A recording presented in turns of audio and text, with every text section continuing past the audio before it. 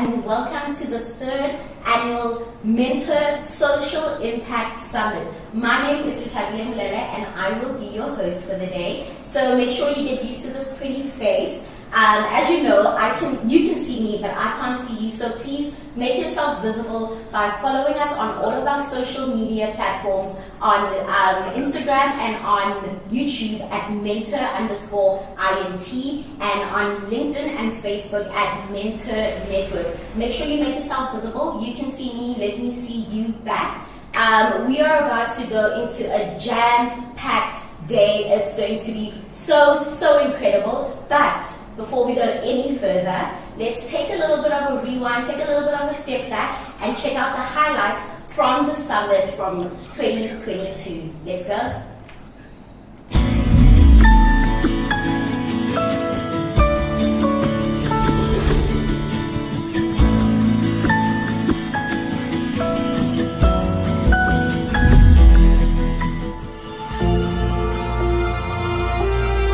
Woman of God, you are divinely made, exquisitely created, and masterfully crafted in His image. You are imperfectly perfect. Yes, you who have fallen countless times and have allowed Him to pick you up countless more. You who have been broken, bruised, and damaged. You who has carried the weight of the world on your shoulders with a smile on your face.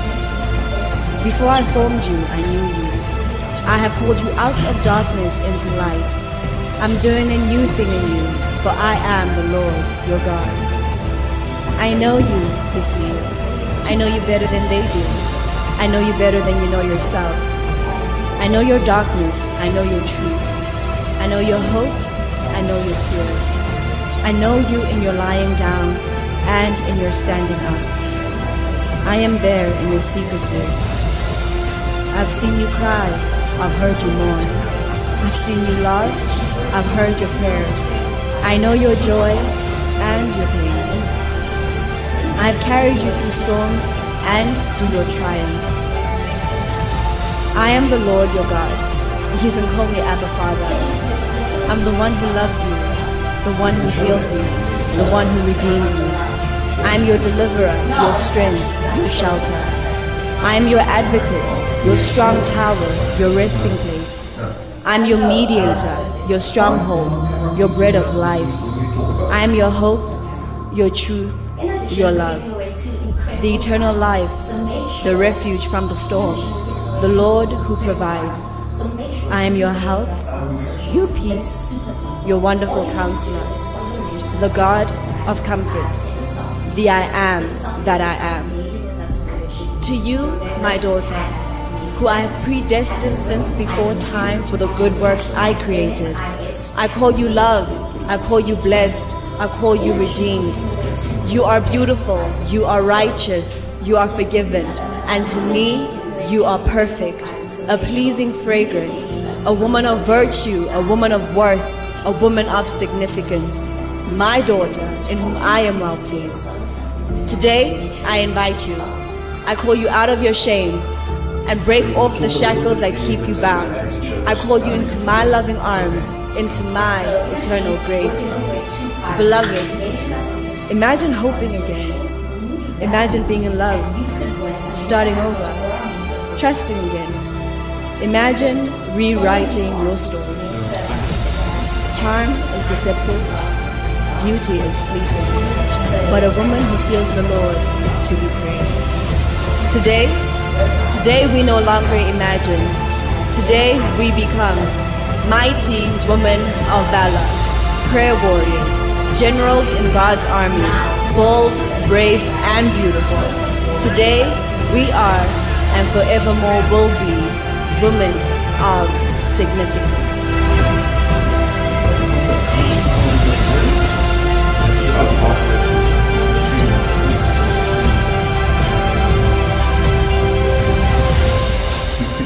In addition, we have two incredible prizes that we're going to give. So, I would like to make sure you engage MentHer Social Impact Summit makes your mark. This is our first annual Social Impact Summit, and I'm super excited to be here hosting you today. My name is Ntsiki Mkhize. I am the founder of MentHer and the founding editor of MentHer magazine. I'm a social entrepreneur, I'm a mentor, I'm an author of My Hall of Mentors, and I really enjoy engaging with women, engaging with female entrepreneurs, and making sure that we're creating a pipeline of startups that we can invest into the future, but also making sure that we're empowering women to be able to grow their businesses in order to be able to grow our community. Let's talk about due diligence. There's 3 steps. One is the pre-term sheet due diligence, then the term sheet, and then the post-term sheet. In addition, so if you're on Instagram and you have an open profile and you have your summer photos, you just take a moment to look through them and see what image this reflects. If you have a social startup and you're having a great time, this may be, positive towards your company, or it may not. But just be very conscious of what they're going to come up with. You need a certain professional finishing. You need a certain professional skill set. And that is what we're bringing to the table with an initiative like Sweep. We want to make sure that the opportunities offered by professional women in the world of work, but also the training opportunities that we offer apart from academic programs in institutions, that those initiatives reach as many student women as quickly as possible. So I think Lehlabile very beautifully introduced and described how Africa Trust Group goes about thinking about gender lens investing. But let's take a step back and say, what exactly is this? What is the definition? And what's the theory behind this? And then what I'll do is give you some brief pointers on how you can tap into this opportunity and what is the kind of storytelling and the kind of data that you can bring into your pitching to actually speak to what these investors are looking for. And I know that's what some of the comments also touched on. Take a step back and just hone in on the different ways in which gender impact actually benefits your business and how investable it is. So what I'm presenting here is a quick overview of some of the things that investors tend to look for and how gender inclusion contributes to that. So we know that investors are interested in having a strong founding team, right?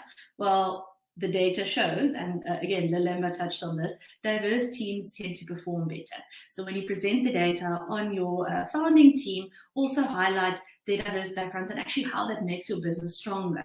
So that is what social entrepreneurship about. It's about where you are. What can you do? We can all do something. Wherever you are, in your little corner, you can do something, no matter how small. And I said we underestimate what we can do. But what you do will practically, it will roll like a snowball. And it will impact other people indirectly and directly.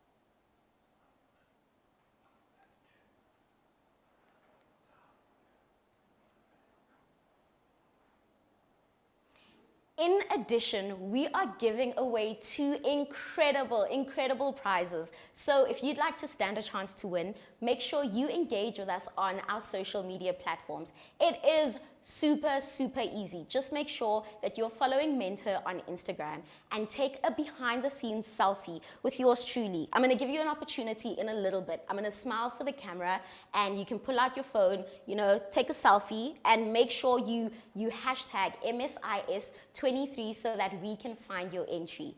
Now, the prizes are incredible. First up, we have a MentHer hamper, and my goodness, I've looked inside this and I genuinely wish I could win this for myself. So, up for grabs, we have, pull this up over here. We have a MentHer journal as well as Ntsiki's book, The Hall of Mentors. Listen to me saying mentors, but I mean basically. We have these 2 books up for grabs. We have a water bottle. The Lord knows I need to be drinking more water. If you do too, you need this prize. We've got some eyelashes over here. Guys, this whole hamper feels like it was specifically designed for me. Can you see? I'm missing the lashes. The girl needs lashes. You need lashes. Get yourself some lashes. What else is in here? We have a keyring. I feel like I should keep this one closed. It can be like a little surprise if you win. Whoops. I guess not. It's not going to be a surprise anymore. But there's a keyring in there as well. This hamper really is just full of goodies. There's a couple of more treats in here, and I think I'll keep those a surprise because I feel like I've given you guys enough, enough of a teaser of what's in the hamper. So make sure, like I said, to win this, all you need to do is take a behind-the-scenes selfie and hashtag MSIS23 so we can find your entry. Our second prize is for all of the bookworms out there. I can't necessarily pick this one up. So we've got my Hall of Mentors. We have a mentor journal. Also, the glitter is giving, is it not? Is it not? It matches my ring. I feel like there's a thing there. We've got Michelle Obama's The Light We Carry. All of the bookworms, guys, this is really just packaged specifically for you. We've got Atomic Habits by James Clear. And last but not least, we have Clear Thinking, turning ordinary moments into extraordinary results. So for all of the bookworms, there's also a couple of other treats there. I'm going to keep it a surprise. But make sure that you enter this competition and you can stand a chance to win either the hamper or the book club set, courtesy of Penguin Random House, South Africa. Guys, don't miss out. Really, really don't miss out. I'm telling you, if I could, I would enter myself. Like I said, I'm going to give you guys a quick countdown and we can take the selfie together. Remember, post it, tag us, and hashtag MSIS23. Okay, are you guys ready? I'm going to count you down. In 3, 2, 1. Cheese. Did you get it? Did you get it? Okay, we're good to go. If you didn't get it, remember, throughout the day, just take a selfie of yourself behind the scenes, engaging with any part of the program through the day. Tag us and hashtag MSIS23. Next up, we have a treat for you. We have 3 incredible guests coming into studio, and they will be having what we call the Fireside Chat. These guests, guys, you really are in for an incredible treat. I'm going to tell you a little bit about them. First up, we have Sihle-isipho, and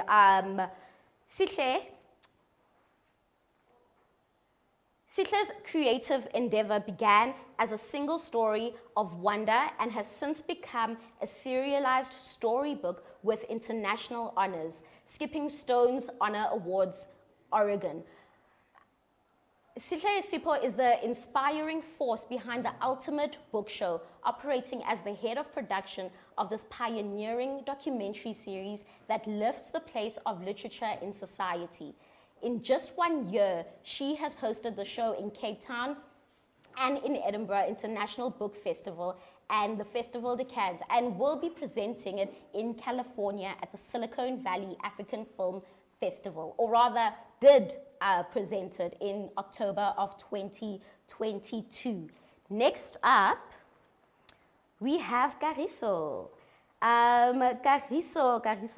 After gaining valuable experience in the financial sector, Kagiso co-founded SV Capital, a Johannesburg-based investment company specializing in alternative assets. The venture was not merely a business, but a mission-driven entity designed to make a significant social impact. And thirdly, last but definitely not least, we have Ntsiki. Ntsiki is a multifaceted individual, the founder of MentHer and MentHer magazine, author of My Hall of Mentors, certified in 5 Lens and Resilience Up with a master's in social innovation. We're going to get right into the fireside chat, so welcome your guests. Thank you. Thank you so much, Bishop. Thank you so much, Lehlabile, and welcome, guys, to our MentHer Social Impact Summit. I'm so excited to be hosting this year's Growth Experience and to have you all with us and to have my guests with us in the studio. Welcome, guys. Thank you so much. Thank you. So we're talking about growth, and when I was thinking about mapping out the summit, it's kind of been like a 3-year journey. So the first time we had our summit, we were looking at how do you make your mark, and then the second summit we had was kind of post-COVID. It was like, how do you reposition, re-network, kind of just come back to life again. And I think we're alive. We're in it, we're doing, we're moving. And I was like, again, how do we grow, right?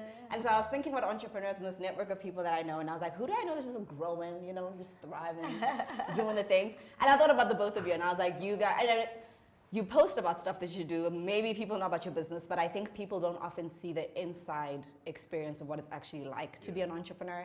And then also I think sometimes it's nicer than what the journey actually is. So I wanted to have a fireside chat where we actually unpack the, you know, the ruggedness of it all and go through some of the ugly parts and the dips that you've had, but also to share some of the practical highlights and how you actually got there. Because it sounds nice when we say, oh, they've done this, but how did you actually do it, right? So I want to start firstly with your background, because we didn't wake up these successful entrepreneurs. And for somebody watching who's currently going, I want to pivot from corporate, which both of you did, somebody who's currently studying and trying to figure out what's their next step, I want them to be able to see the growth path that's possible, right? So let's start with you. You studied accounting. No, I studied economics. Economics, Yes. right? How do we go from economics to doing book tours? I know. I mean, I think I had always known that I'm a storyteller. Like, that was always like my energy, my flow. But I think I was saying to Kagiso now, like, I didn't think you could do that as a career. Do you know what I mean? And I think, I just thought, you know what, have the security, go do a master's, go do a second master's, go do a PhD. And then when you finally have that, you'll be able to actually go do what you really want. And I think midway through the work of it and trying to get that right, I wrote Wanda, which is my first children's book. And I wrote Wanda actually trying to help my mother publish her manuscript, which she had written 40 years prior. But I think what Wanda did was that now I had a full-time job where I was working, but every single weekend I was being invited to a school, to a talk about this particular theme of hair and identity.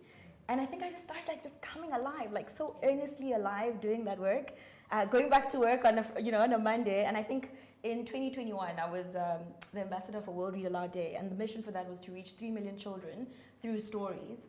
And so I was touring across South Africa, speaking on radio, and I remember just thinking, there is no way I'm going back to the office on Monday, literally. And my students are calling like, no, I was at work at the University of Pretoria at the time. And it was almost like, it's like when your purpose just expands you out of the rigidity of what you have decided is where you should be, because you think that's what you ought to be doing. And literally on the night before the actual World Read Aloud Day, I sent my manager a message just like, hey, listen, I want to talk about my role. And really, I mean, I think I was kind of the person who leaped. I thought I had a plan. Yeah. Like, you always think you have a plan stronger. And that's really how the pivot. I feel like Wanda was this really like this grace into the world that I had always desired. And it just gave me the ticket and license to use my voice in the ways that I had always known I wanted to.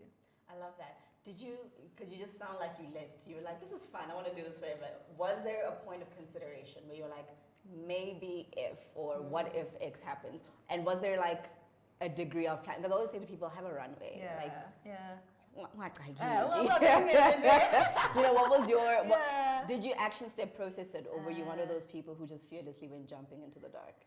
I mean, I think when you enter into the dark sometimes, you don't actually know how dark it is. You know what I mean? Like, you kind of think it's like... See that right there? You don't know. But it's just like you're just about to get into an even higher depth. But I think by that time, I'd already been doing Wanda for 2.5 years. Like, so I'd already really created a brand that had a name that was, that had a lot of traction. The book had become Jakarta's best ever selling children's book. The rights of the book had been bought abroad, so it really had a voice and a presence. And I think that made me believe that I was entering into a light. Yeah. But I think, I think that I had some kind of runway. But I don't think a real serious degree of like how, and I think that's what I've had to navigate in the last couple of years. Yeah. Kafe, so your journey, you studied finance, economics, numbers, things. I just remember your textbooks. Every time I saw you at uni, I was like, yo, those textbooks are intense. I'm thankful that's not my thing. And then you went and worked in banking. I did. And now you run a business. What was your journey to that? Yeah, my journey was very interesting. My background, grew up in a very big family, female-run family. My family's a matriarch, still is. Yeah. So we're the muscle, females are the brains and everything else. So that really also shaped a lot of my experiences in life, you know, growing up.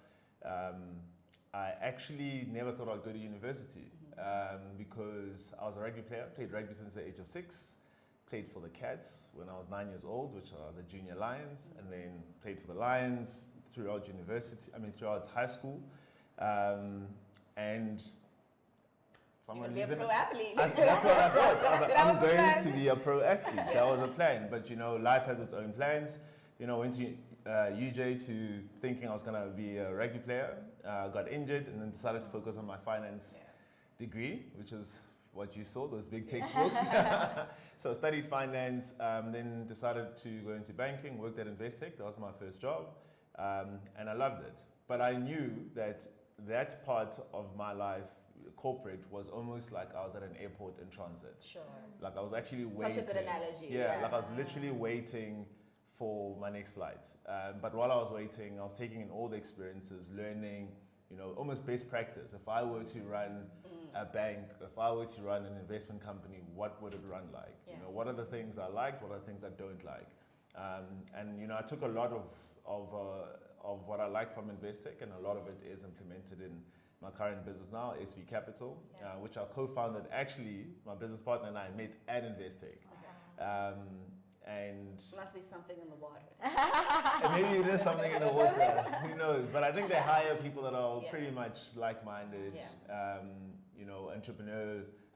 There's a lot of people that typically don't stay there for too long, and if they do, they leave or either come back. But, you know, I think very similar to Sihle's story, I think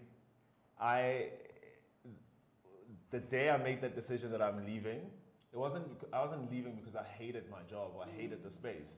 I, in fact, was leaving because in my mind I was like, there's an opportunity to create something very different, something that's unique, something that doesn't currently exist. But in hindsight, if I knew what I knew now, I probably would not have done it. You would have been like, I would not have done it because, as you rightfully said, you don't know how dark it is until you're in the dark. You know, you're just like, oh no, the darkness will last maybe like 2 months. But it lasts a while. 6 months later, a year later, you're like, oh, it's dark in here. Exactly. So it's been a beautiful journey though. You know, very grateful to have experienced it and still experiencing it, learning a lot. It's been an interesting, short but long, beautiful journey. Yeah, I love that. I want to pivot a little bit into, you know, what your businesses do, but I think identifying that opportunity, right? So, I mean, I think yours was from a passion and purpose perspective where it came out of you and there was kind of a path to that. But on your side, because sometimes I find that people know that they maybe want to be entrepreneurial, but it's like a one-day thing. You know, they don't think about where they are as I'm at the airport in transition and my connecting flight is in 3 years, right? Or it's in 5 years, or it's in 6 months. I don't know that people actually make that connection in their minds, right? And then I think the second thing is being in an environment where you're actively picking up on the lessons of how can I apply these systems and processes going forward. And the third one being just seeing the opportunities, right? So sometimes you'll see something and go, oh, I could make that a business, but then you don't because you're thinking about your paycheck, right? I'm curious to know what's the combination of things in your mind that's saying to you, okay, remember this is an airport and this is an opportunity, and oh, by the way, this is how you can take advantage of the opportunity. Yeah, I think it starts from your goal in life. Like, what is it that you want to do? We can't all be, I mean, if you look at bees are like, I love bees, but if you look at bees, you know, there's a queen bee and there are worker bees. Done. And there's nothing wrong from a worker bee perspective. There's nothing wrong with a worker bee.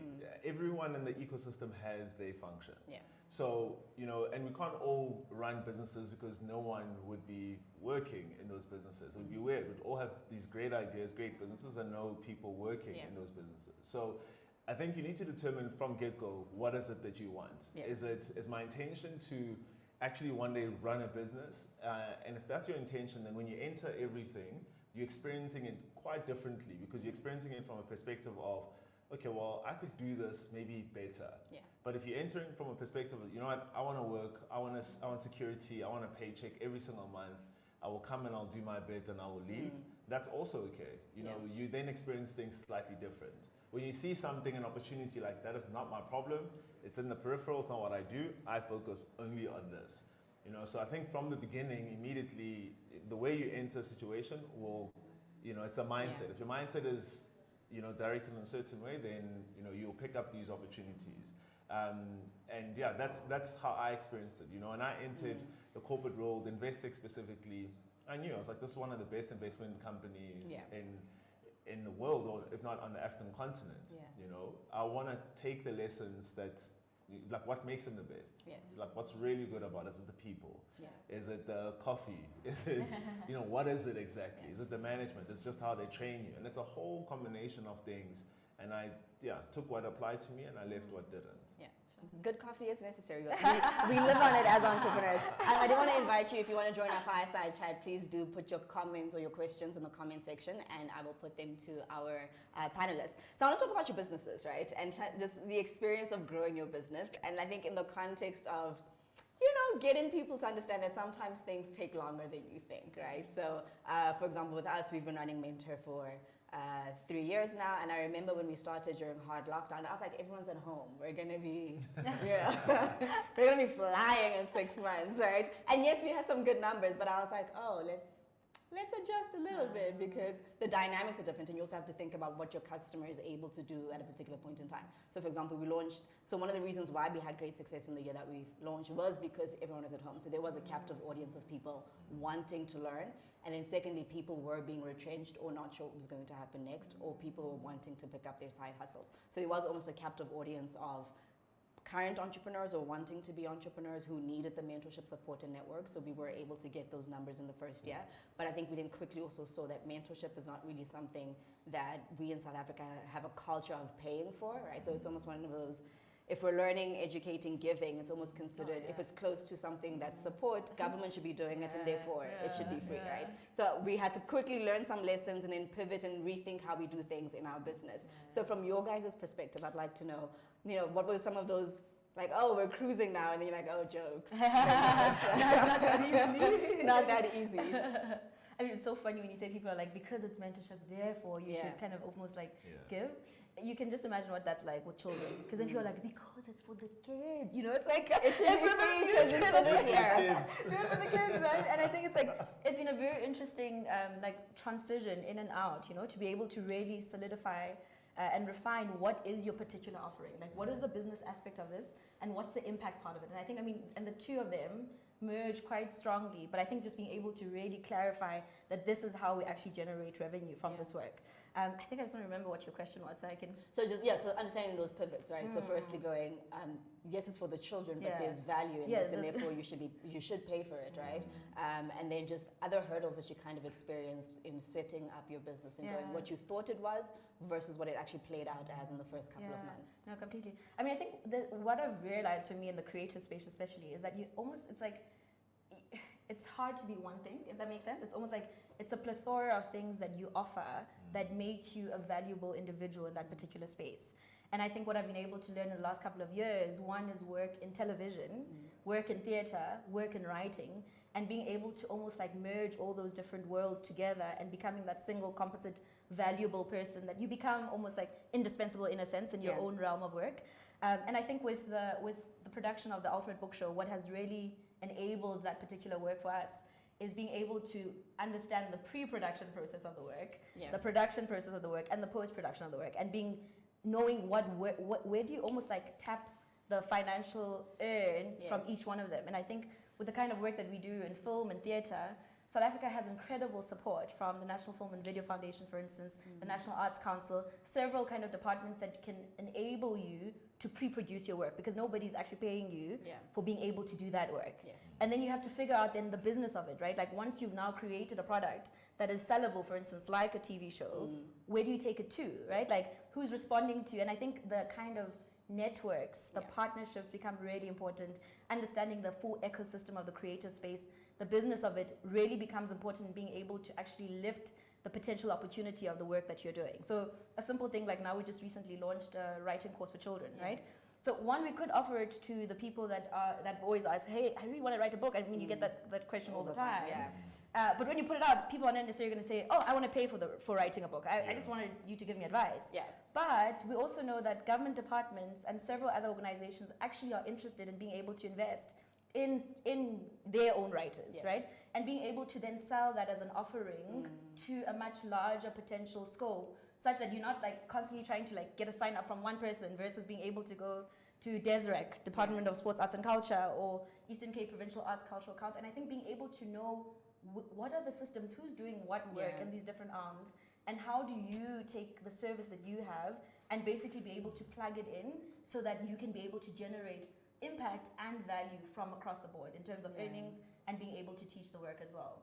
Yeah, I like that, and I really like the emphasis on being in it. So I think sometimes we go, I'm going to start my business, and you want it to pop off immediately without going, how competent are you in every aspect of your business, right? And it is exhausting. Like, I think it's one of those things that drags a lot as an entrepreneur, where you're like, I've been HR for so long, guys. Like, I'm the graphic designer.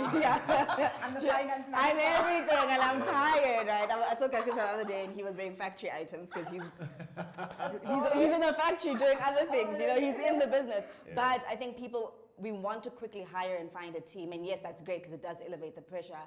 But you need to know what's happening in your business, right? You need to know what is running, what are the systems, what are the processes. Even if someone else is going to end up doing it one day, as long as you know how to be most efficient and effective at it, so you know where to find the gaps, and so you know who the different players are, so that you're able to... And you know what story you're trying to tell with your work, right? Like, being able to communicate that effectively. Yeah.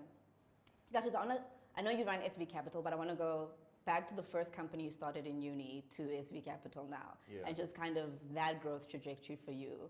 And have you always been working towards SV Capital? Yeah, geez, you're taking me back because it feels like a whole lifetime ago. Kind of, just a little. Yeah, so the first company was a company called VadaVox, and it was in the IT space. Started with some guys that I met actually at university and in my first couple of months at Investec. And that I think was probably one of the first experiences I had in what corporate really feels like, what it feels like to try to get clients. And it was difficult because I didn't have an IT background, and none of the people, one guy had an IT background, but it was an uphill battle. But I feel like it was a race I needed to run in preparation for all the other races, you know. It worked out. It kind of sort of worked out. You know, we sold it, and for a couple of reasons why I sold, because I really wanted to focus on finishing my studies, and I also, you know, saw the opportunity within Investec that I would learn a lot more by, you know, really immersing myself in that environment. And not having a split focus, because and this was the first lesson I learned in, if you want to do a business, you must actually do it. Like, you must go wholeheartedly and really apply yourself to it, because if you're going to do it, it's kind of sort of, then you're going to get a kind of sort of results. And we try, by all means, you know, put in minimum effort for maximum returns. You know, and I always like to liken it to, since now from an SV Capital in really agriculture, deep agriculture, I like to liken it to growing a mango tree or avocado tree. You know, if you look at avocados, you plant that seed, it's 5 years you wait. It's 5 years. But within those 5 years, you need to still water it. 100%. You need to look after it, like pesticide and all these things, you know, but you're not getting anything until 5 years year later. 5. Yeah. And you're not even sure in year 5, it just might not even give you any fruit. Yep. And then you're like, what am I doing? I'm saying yes like a farmer, because I know every time I put garlic in the ground, I'm like, are you going to grow? Yeah, are you going to grow? You better grow. You better grow, that's it, you better grow. But you need to create the right environment for it, right? You need to prepare the soil, you need to water it, there's a whole process that goes into it. It's not just throwing a seed on in some places in the world, you could probably throw the seed and it grows, and I guess those people are fortunate, but in a normal place, you have to really nurture it. Especially if you're commercializing. Exactly, you have to nurture it. And that's what I think a lot of people that want to get into entrepreneurship fail to understand. You know, they see the seed in the beginning and then they see the fruit at the end. But the process in the middle is the missing piece. Yes. And also us entrepreneurs, we're really bad. I mean, you, I guess the fortunate one, because you're a great storyteller. The rest of us are not, you know, so it's very difficult to also, for us to tell the stories, the hardships that we've experienced to try, you know, provide lessons to the next person. So we also kind of, you know, live in a a little bubble and be like, yeah, no, it's been amazing. It's been an amazing year. Nobody knows. No problems. Nobody knows. I mean, we don't talk about the sleepless nights. Yeah. We don't talk about, because we're in fund management, we manage other people's money. We don't talk about the almost losing people's money. Yes. We don't really talk about that because we also, like, it's PTSD. I'm not trying to... We're trying to relive that all the time. I'm not trying to relive the moment. Yeah. So yeah, I think definitely, the first business that I started was a race that I needed to run in order to prepare for this marathon that I'm currently in. That doesn't seem like it's going to end anytime soon. We're in it for the long run now. In it for the long run, literally. And that's a nice space to be, right? Because I think for a long time you're like, is it going? Is it going? Is it going? And then you get to a place you're like, oh, I run a business. Like this is. Yeah, sometimes you're like, oh yeah, that is what I do. Every time I realize you pay people salaries, you're like, oh, hectic. Like that's That is true. Yeah, that is very true. Because you find yourself to be like, if I don't do this, people are not going to get paid. So, and I mean, we're all normal, right? So sometimes you wake up in the morning and you're like, jeez, I don't want to do this today. Yeah. Like today is just, I just want to take a personal day and do nothing. Yes. But then you have the other voice saying, well, you try that and see what happens. Try something. I want to see something. And see if you wake up with a business tomorrow, So, yeah, it's true. It's a very interesting journey that's, it's filled with a lot of paradoxes on a daily basis.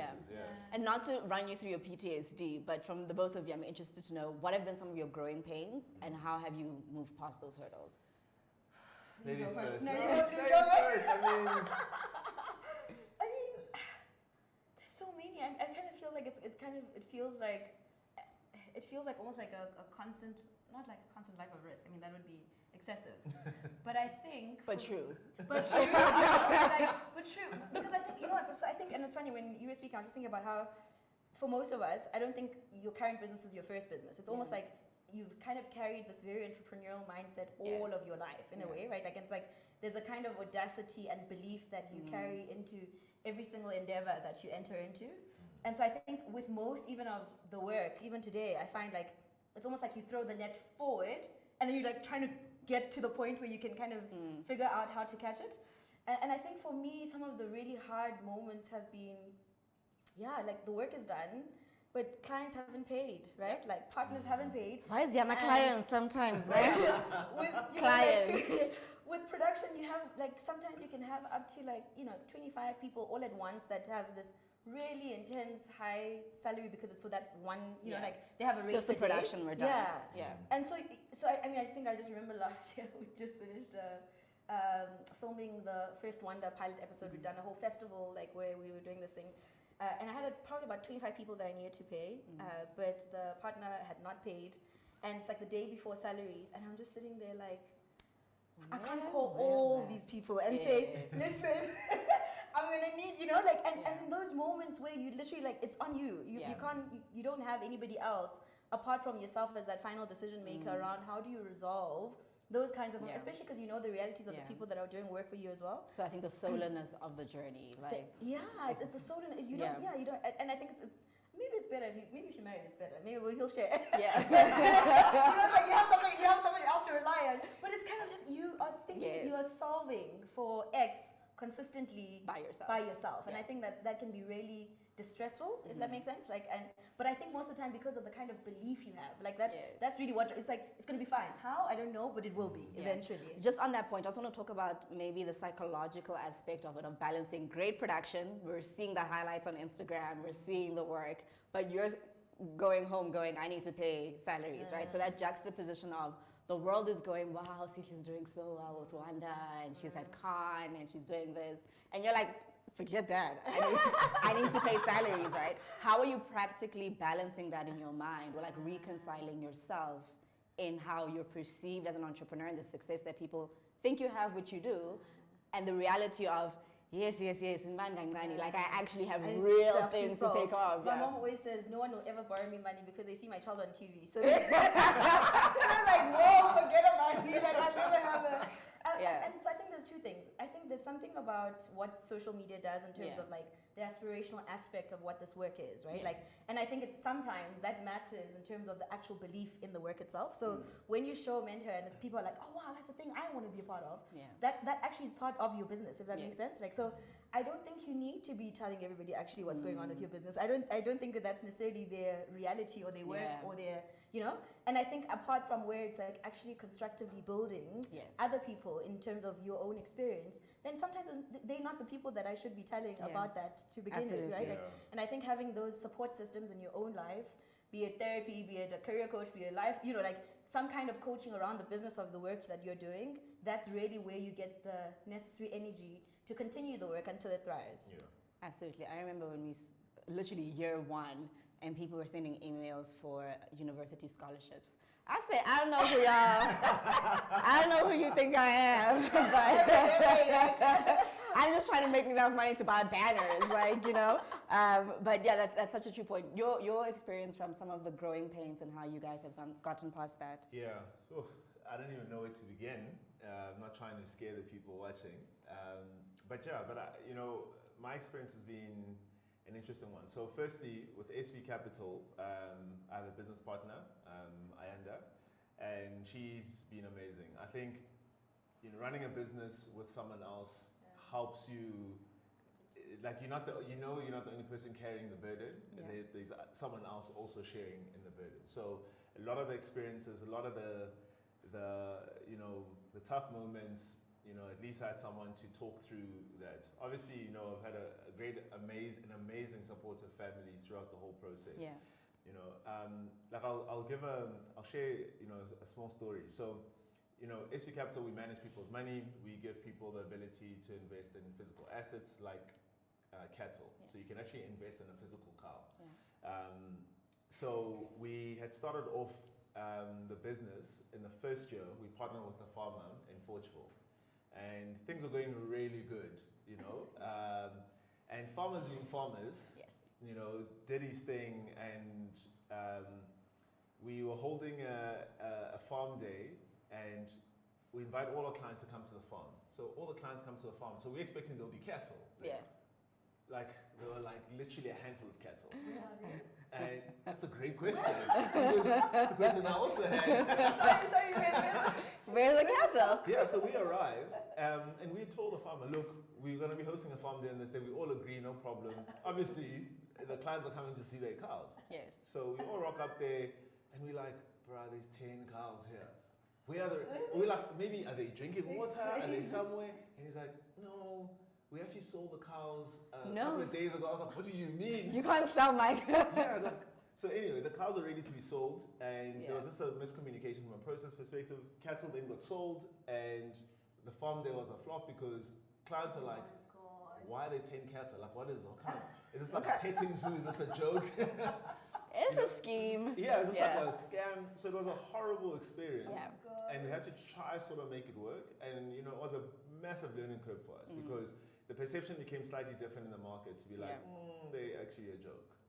And we really weren't at that point. Like, you weren't. We weren't. No.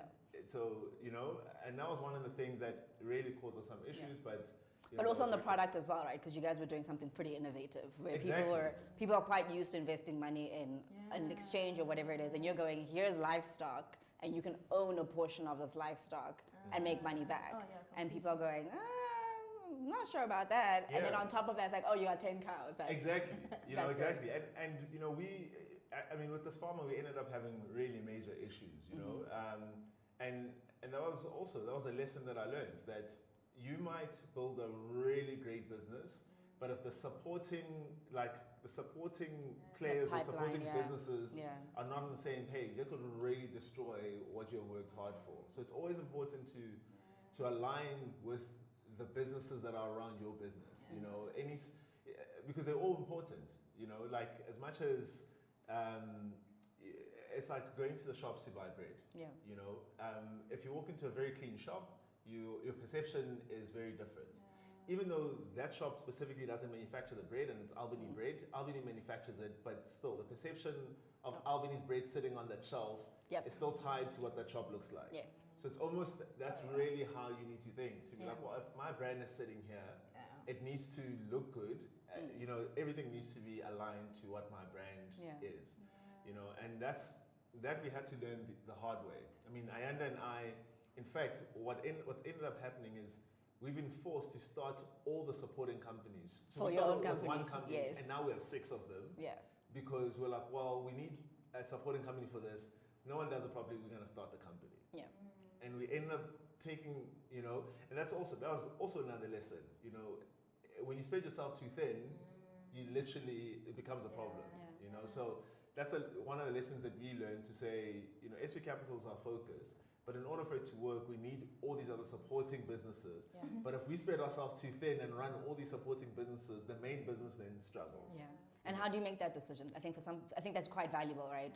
One, for that aspect, for the kind of support you need. But the other thing, sometimes what I see is entrepreneurs will run to where the money is. And you might find this, like my production company is only supposed to do kiddie stuff, but now here I am pitching for insurance commercials because there's budget for that, right? So how do you make the decisions of the return on this is going to be valuable enough, therefore let me split my time and attention, versus going, okay, we need to cut our losses on this one and make sure that the main thing stays the main thing? Yeah, so I will answer your question by using a farming analogy, because we deal with cattle and I deal with farmers. It's almost, I'll use the avocado example. You know that your avocado will bear fruit in 5 years, and you need to constantly feed it and, you know, nurture it and look after it. But in the short run, you need to eat. You still need to eat today. You're not going to wait for 5 years for it to bear fruit to start eating. So what is it that you can do that is potentially complementary to actually also helping your avocado grow? So you can plant something else right next to your avocado, which has a shorter time period and has good yields, as an example. So, you know, basically for me is, how do you make that decision? I think if the decision is in line to your destination, then it's, you know, definitely do it, you know. But if it's not, and it's a complete pivot and it's not part of the initial plan, then you're going to have a bit of a problem, because you're going to get to a point and you're going to be like, where am I? How did I get here? You know, it's like starting a journey from Joburg to Cape Town, and then all of a sudden you're like, ooh, it says Namibia here. Wanda. Let me go to, you know, then you end up on the border of Namibia and South Africa, and you're like, how did I get here? I was trying to get to Cape Town. My brain is fully in your garden now, because I'm thinking it's almost like these apples. If you decide to grow tomatoes right next to the apples, I think that the purpose of it is that the tomatoes can't take away from the energy that you need to continue working on the apples. And I think sometimes when you, especially sometimes I think when you are figuring out how to make things work, is that you don't realize the opportunity cost of having to do that, right? Like, and so because you're now trying to find a way to make something grow quickly, that you actually take away, strain your energy, get just enough to survive, but then you don't actually have the reserves to be able to grow the main thing, which I think is always the most critical thing. But also, just to add on that, you know, I think a lot of the time, also as an entrepreneur, and I still do suffer from this, and I know a lot of my colleagues and friends still suffer from this.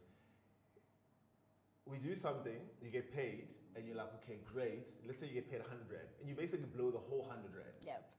And you're like, you know what, I've been working so hard, I deserve. Exactly. What we seem to forget is, like, this thing is seasonal. So it's going to be a period where the money is not coming in. So what then happens? You know, so you'll sell that apple harvest, and then you have another 5 years of waiting. So we go and we harvest, and then we eat we don't replant while we're harvesting some. We eat the seeds, everything. So when it comes to planting season, rookie mistakes. Rookie mistakes. When it comes to planting season, we're sitting there and we're like, good God. Okay, now where am I getting seeds?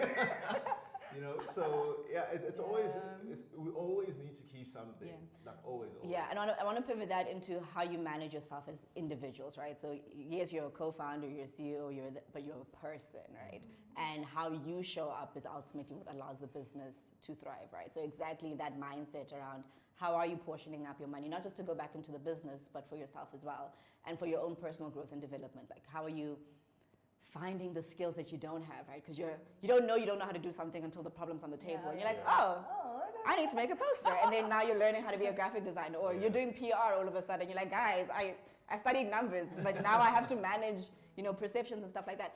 Are you on an intentional growth journey to say, what do I do for myself to make sure that I'm the best I can be to run this business, and not just from a technical stuff in the business, but even just from as an individual, soulfully things that you need. Yeah, completely. I mean, I think probably one of my just general biggest fear is to not grow as a person. Like, just living a stunted life is just so dangerous. And I think, honestly, like, you're having that, like, caring about yourself as a growing person. And I think you start seeing, like, how well are you growing in character, right? Like, how well are you growing in terms of your temperament when you're around other people and you're interacting in that sense. And I think having a steady kind of, like, support system around your own growth intention becomes really important. And I think that looks like it can be a spiritual practice. I journal, for instance. I now have a career coach, right? Like, especially with trying to, like, configure this kind of work that we're doing. And it's so crazy because I had a meeting with her yesterday and we're discussing the course that we're now going to be running. And she's like, oh, you know, the other work that I do is course development. So what we'll do in the next session is literally build out the full, like, what are the prompts? What are the polls? What are, you know, like, and I think having that actual active input of people around you that help you grow. And I think especially because when you're not in a business, you don't, sometimes, I mean, when you're in a business, sometimes you don't feel like you have a benchmark. You know, it's like, if you're sitting next to your colleague at work, you can see how fast somebody else is typing, right? Like, so in terms of just knowing, like, how well am I actually growing? Who are the people that are around me? Am I actually opening up my house, so to say, to have other eyes look at the proposals that I write, right? Like, and to give me some kind of advice about what can I improve. And I think what you start to find when you open yourself up in that way is there's so much that you can actually leverage from the network of people that you have. I'm like, oh, my friends are investment bankers. Like, I'm like, they all invest in startups as well. Then I'm like, what would you invest in? You know, like, and I think the more you grow as an individual and you open yourself up to that, that gives you the leg room to grow in totality. So that exercise, eating right, drinking water, the full composite of your spiritual self as a being in community, like, right? Like, who do you talk to? I've now started, like, a thing where I'm like, oh, just almost divide the year as just like 12 weeks, right? And I'm like, by the 13th week, you have to go home and see your family and take an actual week off from your work and then come back. And especially because my work is a lot of ideation. It's what I write. It's what I create.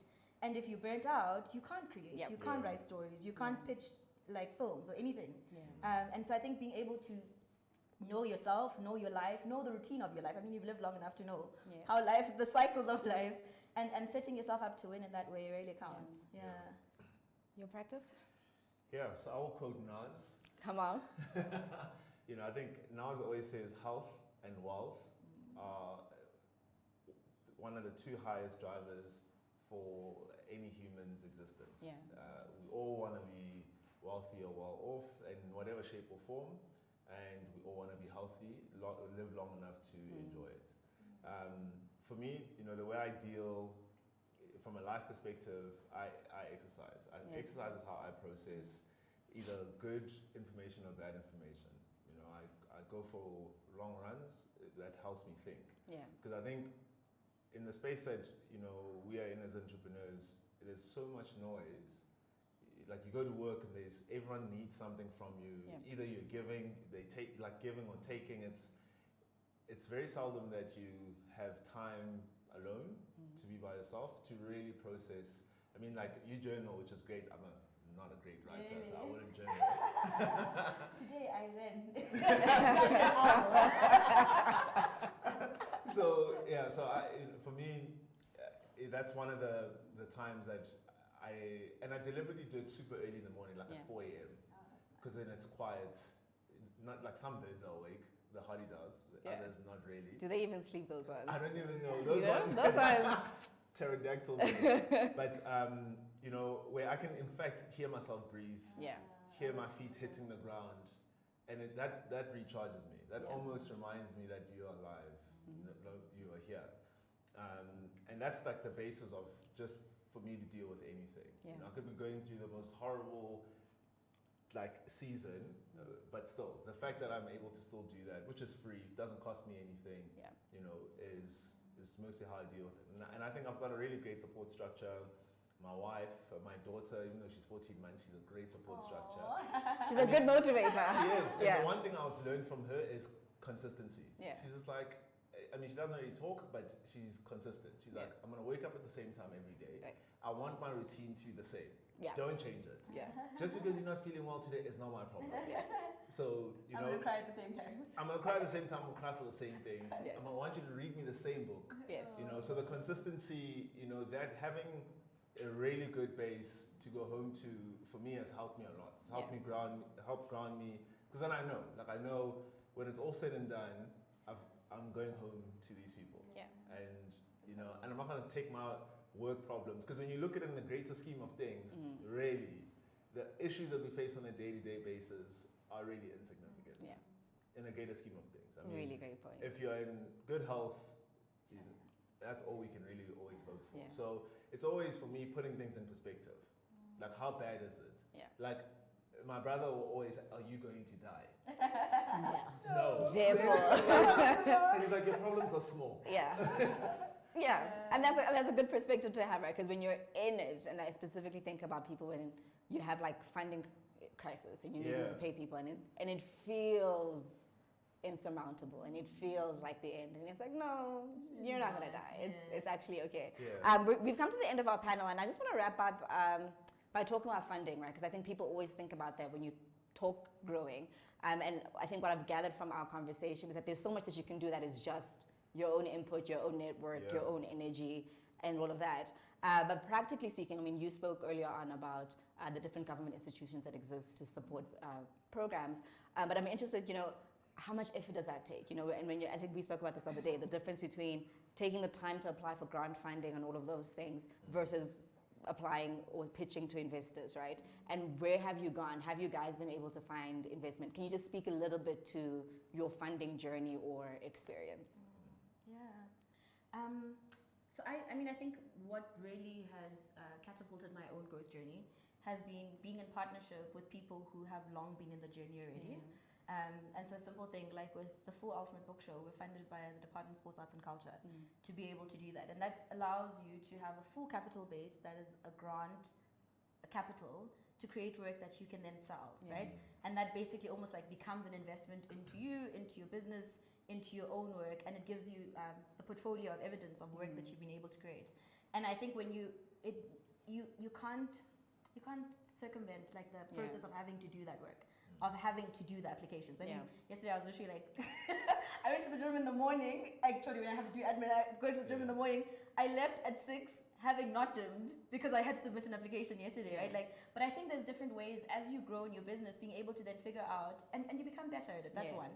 But then now you realize, oh, there are people that actually you can pay to do the applications for you. So when you can or you have the capacity to be able to pay for that resource, then you need that. You do need, I think, in the kind of work I'm doing, you need a grant manager as a solid, steady base of somebody that's doing that work so that you can be able to do the work as opposed to constantly trying to find the money. But I think as the work grows, eventually then people come to you as well to be able to support the work that you're doing.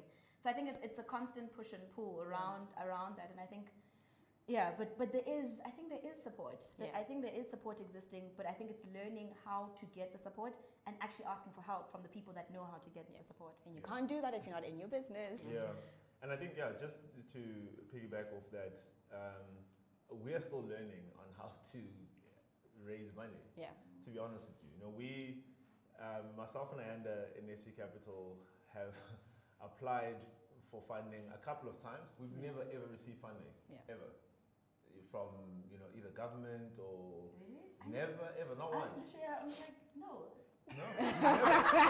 She's like, you should. Suggestion for you actually. Well, we our business, our investment companies really run on almost a crowdfunding setup where people invest in a product, we provide a return and pay them back their capital and a return.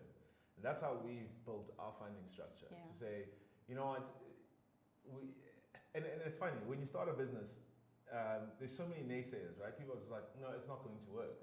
So you need to find those people that are either it could work. The 3 Fs, as they call them, friends, family, and or fools, to give you the money. Fabulous fools. Fabulous fools. For you to prove the concept. For the people that actually have the money, that said it wasn't going to work, for them to give you money. So it's a weird, like, counterintuitive thing, where when you apply for funding, they're like, have have you done this before, this business? And you're like, oh, if I had, I wouldn't be coming asking Yeah. for money, you know? Yeah. So it is a bit tiring. You know, we found tiring, very cumbersome, and you're right.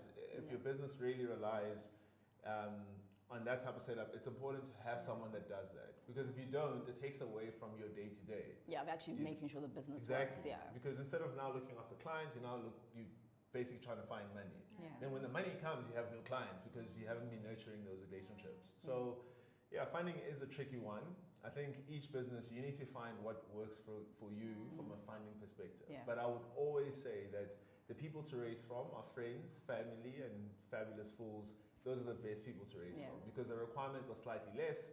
It might not be as much money as you would like, but it's, it'll be a good start. Yeah. Can I just quickly add to that? I don't know if we have more time, but I've found in my own journey that it's simple things. Sometimes it's not, and I think about a lot with like selling things like books or merchandise or that kind of thing, where sometimes your client or your investor is not the people that's actually around you, right? Like it's actually the people that you have to leave, almost like your actual space, go into either an international market. So when I go to Cannes, what you're really doing is actually growing an international market, because 100%. Suddenly the price that I'm charging in South Africa is not so, like, it's actually not that expensive, right? Like, I mean, we wanted to do recently a talk show podcast, which is really cool.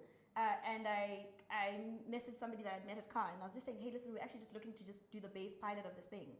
And they immediately were like, you know what, I'd actually like to invest in it, right? Like, and I think if I had asked anyone around me, and that gave me the confidence to then be able to go and pitch that and get the funding to be able to do that. And so I think sometimes leaving your own base of people and your own market and not having them as an expectation actually of what is going to come into your business. But I think the second thing is also the strategy of the story you're telling. So in the work that we're doing, sometimes your actual investment is marketing. So if I say at the start of our show, one of the cutaways is going to be a picture of your building. That, and then I can say to you, once we put this on broadcast, this is the number of views that it's going to have every single day, which means people are going to see it this many times. Then that's something that you already have budget for, right? Which is marketing and development around your story. And so being able to figure out, how do I strategically plug myself into selling and getting what I want, and you still get what you want. And I think people go for who they believe will give them their own value. So it's usually not about you. It's how does the person believe that they gain value from what you're doing. Such a good point. It's not about you, because I think when we struggle to raise capital, it's very easy to take it personally. And I think making sure that you have the customers, right? We talk about that all the time. If you have a product, if you have a service and people are willing to pay for it, you are in business. The hunting for funding stuff, that can come, but get to it, get to working, and it all falls into place as you go. Guys, thank you so much. It was so wonderful to have this fireside chat. I know there's so much more we could talk about. There's so many other things that I'm like, oh, there's a slip with. Let's go discuss that. But thank you so much for your time. I really appreciate you both sharing your insights with us. Much appreciated. Please do connect with them, follow on social media. Can you tell people your handles or your business handles where people can find you? Where can people buy Wanda? Sure, absolutely. So Wanda the book on Instagram, and you can find us on our website, www.wandaworld.co.za. And my personal Instagram is official Sihle. I don't know why I call myself that. You can. Sihle-isipho. So on Twitter, on Instagram, on Facebook, you can be able to connect with me from there. Yeah, and you can have a look at our website, SV Capital. So it's www.svcapital.co.za. You'll be able to see the alternative investment products that we have there. And our social media handles for SV Capital, it's SV_capital. And my personal handle on Instagram is African Investor, African with a K, how it should be spelled. Thank you. African Investor. It's also the same on Twitter. Feel free to connect. I'm happy to chat or answer any questions or give further detail of what you heard today.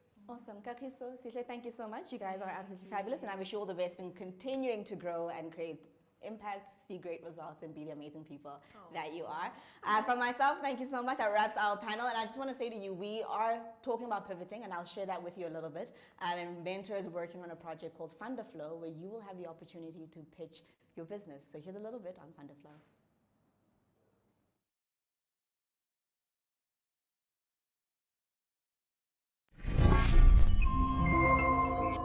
Are you an entrepreneur with a winning idea that can change the world? Not only that, but have you been looking for funding to make it happen? Well, I have just the thing for you. Hi, my name is Ntsiki Mkhize, and I am the co-founder and COO of Founder Flow, a platform that is revolutionizing the startup landscape by connecting entrepreneurs to international VCs and angel investors. And we are looking for your idea.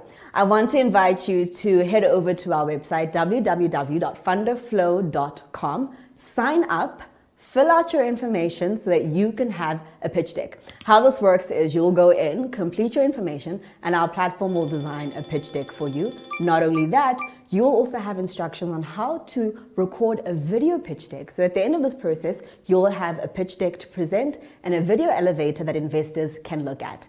Not only that, if you sign up on our platform before the 31st of March 2024, you also stand a chance to win 1,000 euros for your business.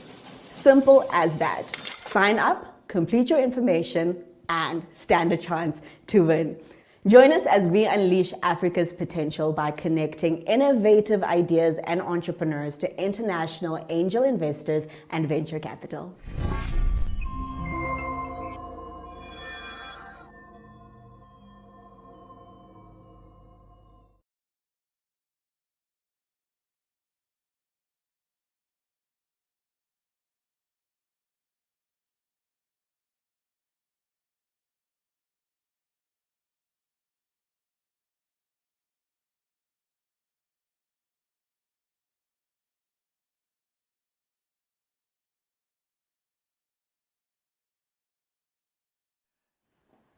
That was such an insightful session. That fireside chat was so incredible. Thank you so much, Sihle. Thank you, Kagiso. Thank you, Ntsiki. Remember to follow them on their social media platforms and check out their websites. Get in touch with them, guys. I gained so much from that fireside chat. I know listening to people that have already gone further along the journey really is encouraging. You know, hearing that the things that you're struggling with along your journey and along your business and entrepreneurial path, you're not alone. You know, that is so encouraging. Hearing what they had to say really speaks back to the fact that mentorship is so incredibly important. So thank you once again. And next up, we've got Ntsiki, and she'll be coming back. Ntsiki, you can come through. Thank you. And Ntsiki will be talking to us today about how to find your flow in creating a growth strategy for your business. Thank you.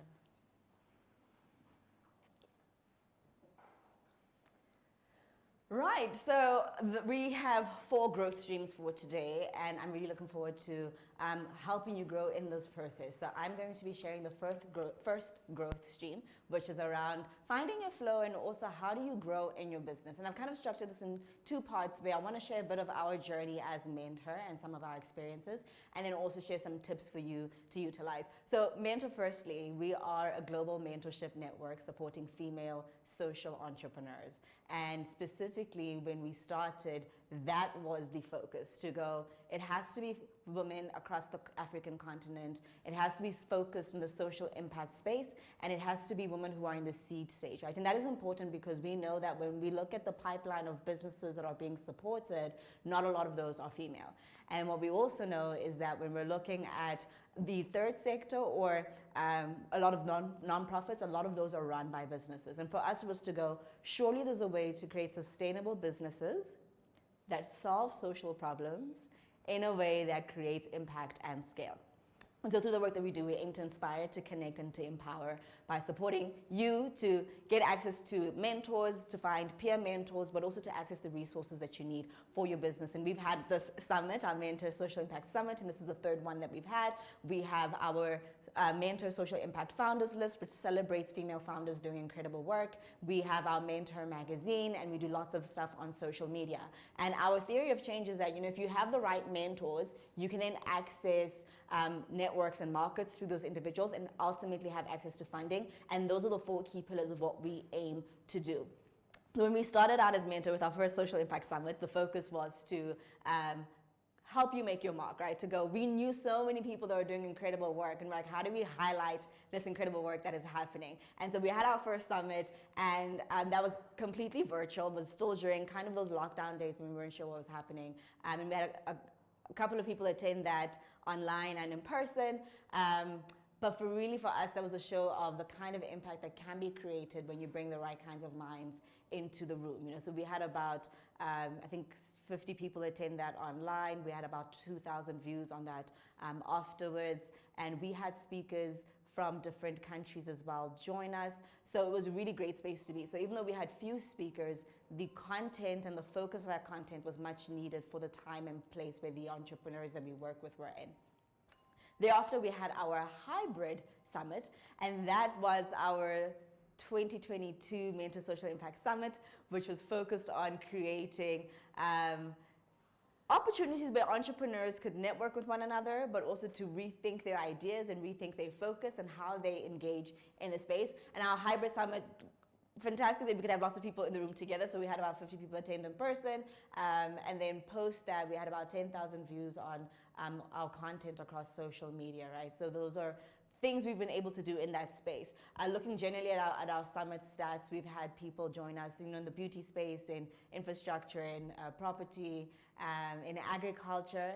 Across the board, we've had different professions join us. So yes, there's entrepreneurs, but there's often lots of people as well who are interested in going into running their own businesses or who have some kind of side hustle. You know, so it's been entrepreneurs, it's been, you know, some executives who are looking at their next life post being in corporate, or people who are in different ranks within formal employment but are thinking about how do they pivot into being entrepreneurs, and then also from different country contexts. So majority of our network is in South Africa, but we've had representation from the UK, from the US, from Nigeria, from Kenya, from Zimbabwe as well. So if you're in those countries, if you're in our neighboring countries, we see you. Thank you so much for being part of our network. And one of our big things and how we want to grow as MentHer is to be able to expand our network into different country regions, which is coming up for this year. Some key highlights since we've started MentHer: we've expanded our mentorship network to 50 mentors. We've been able to grow our network of entrepreneurs to around 200 female social entrepreneurs, majority of whom are based across the African continent. We've had 3 social impact summits. We've published 8 editions of our MentHer magazine. We've had 3 social impact founder lists. And I'm trying to think what else. We've had, I think, about like a couple of hours of coaching from all of our mentors, but really ultimately creating great connections and interactions with our community. So I want to talk about growth, right? So that's what we've been able to do. And I know when you see it on social media, it looks like we have a huge, enormous team running behind the scenes, but it really just is me. I'm my co-founder, my sister, who is our CTO, and then we have Uzuzile, who's our community manager, which a lot of you often hear from. And then we actually, when we have spikes throughout the year, we then hire freelancers or people who can support us per project. So how do you grow for yourself as an entrepreneur, thinking about where your business goes? First up is thinking about your sweet spot, right? What is your ikigai? And I really like this, and this is a model I use when I'm coaching people who want to be entrepreneurs or entrepreneurs already, is to think about what is the purpose, what is the focus, what is the outcome, right? And if you don't know where you are going, it's very difficult to chart a path that gets you there. So for me, when it comes to ikigai, I like to ask these 4 important questions. So sit down on a piece of paper, write down these headings and fill it in. Firstly, what do you know how to do that you're really good at, right? What are you good at? What do you love to do? Make a list of all those things, whether it's what you studied, where you went to school, where you've volunteered, vocationally competent in, everything that you're good at, make a list of that. And the second question to ask yourself is, what are you passionate about, right? What are the things that set your heart on fire? And for me, this is key because those things are different to what other people look at and what other people care about, right? So what sets you ablaze is not the same thing for the next person. On the third list, make a list of all the things that the world needs. So what are the gaps that you have seen that you could identify that could go a long way if you could solve those problems? And then finally ask yourself, what are people willing to pay for? Someone, somewhere has your money, right? And ikigai is then, the thing that you know how to do, that you love to do, that the world needs, and that you're able to add value in a way that you can get paid for it, right? And once you know that for yourself as an individual and can say, this is what I care about, what I enjoy, you can then convert that into a business and build something around that. The second thing for me that's really important is thinking about your network, right? And I like to call this mentworking. So mentors and networking. And this is a big thing because we know that women network very differently to men, and men tend to tap into their networks a lot more easily than what women do. And Gail Porter has a really fantastic book on your network being your net worth. So as our Fireside Chat highlighted earlier on, who you're connecting with, the work that you're doing, all of those things, there's a flow and a cadence in that helps you access the networks, access the markets, and potentially even access the funding that you need. So I really want you to think about, how are you going to map out your ecosystem? How are you going to map out who is around you, right? And generally, you are the sum average of the 5 people you spend the most time with. So who are those 5 people? Who are you learning from? Who are you engaging with? Where are you getting knowledge, insight? Who's challenging you to do better? Who's challenging you to show up, right? And who's pouring back into you to give you the insights that you need?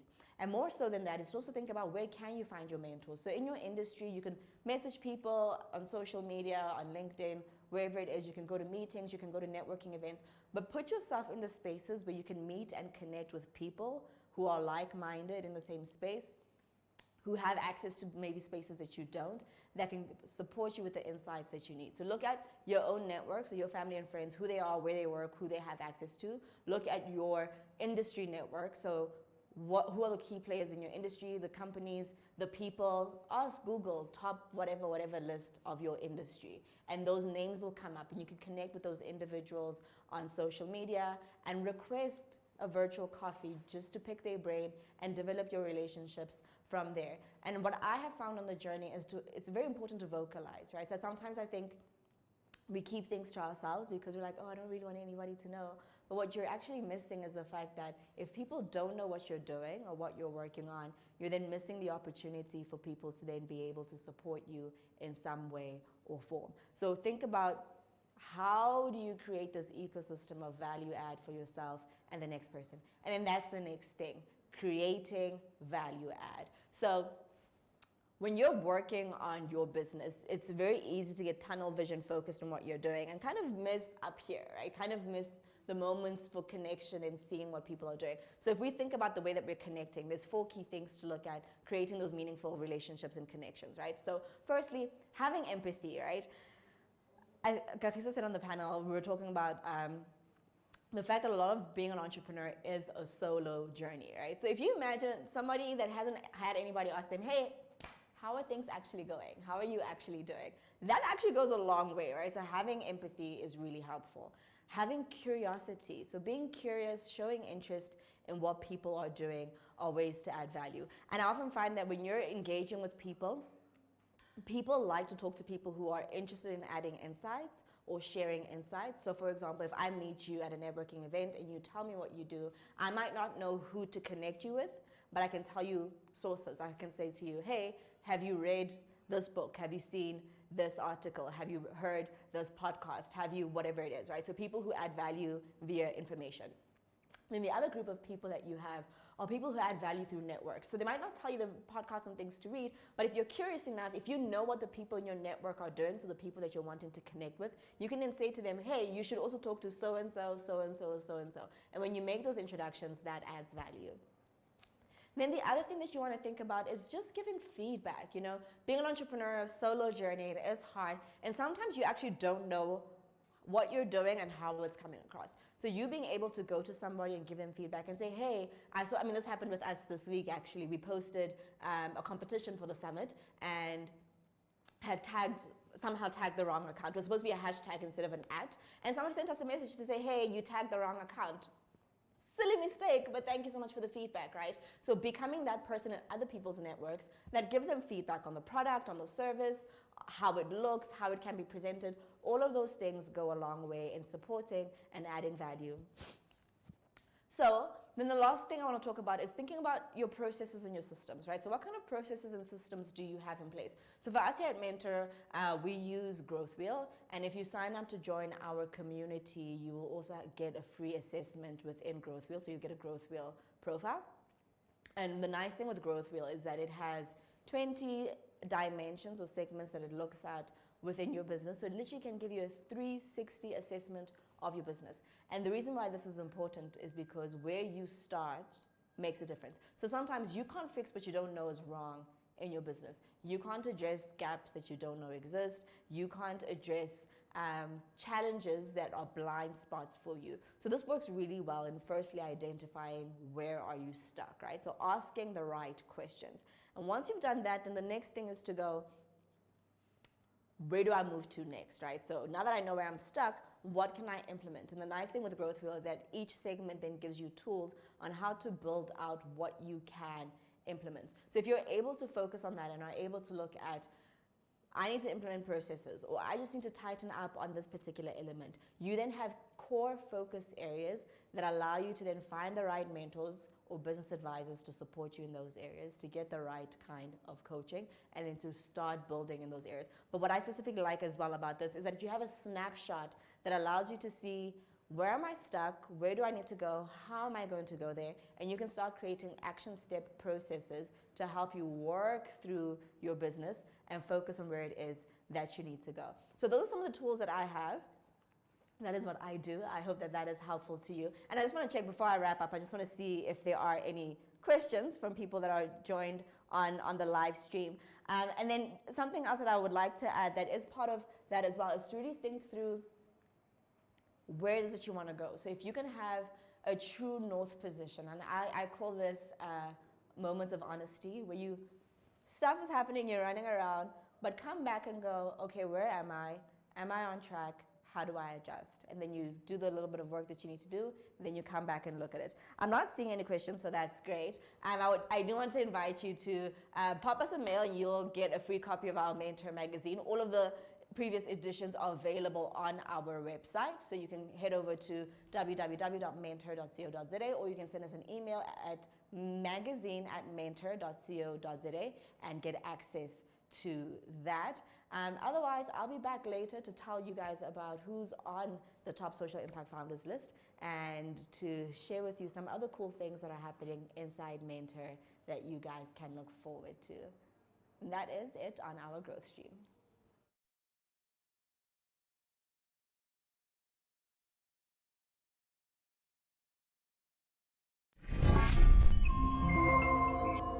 Hi, my name is Flo.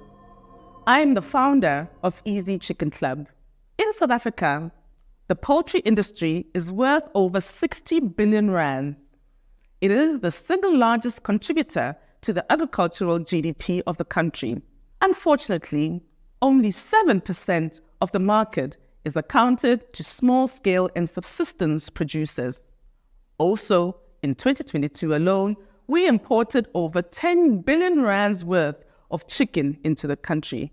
A travesty when you imagine the huge potential that poultry production has for climate-smart food production as well as rural economic development. This is the motivation behind why we developed Easy Chicken Club.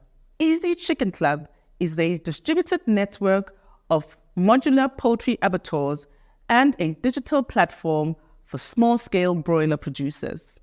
We create a value chain for small-scale farmers by providing affordable, quality inputs, training, and ongoing extension support, as well as a guaranteed fair market. Easy Chicken Club leverages technology to aggregate live broiler chickens from small farmers, process them in food-safe infrastructure, and supply high-quality, free-range, locally grown chicken to customers. We have developed critical partnerships that will enable us to roll out Easy Chicken Club, which means we are now ready to establish a pilot project. We need 6 million rands in order to establish our first project, which will help us prove the Easy Chicken process. Once we have established this pilot project, we will roll out the model across South Africa and then across the continent. Easy Chicken Club will roll out as a franchise model across the continent, which means that it will attract franchise fees from franchisees as well as fees from supplying affordable, quality inputs for our farmers. Thank you for your time and look forward to connecting with you and sharing further about the Easy Chicken Club story.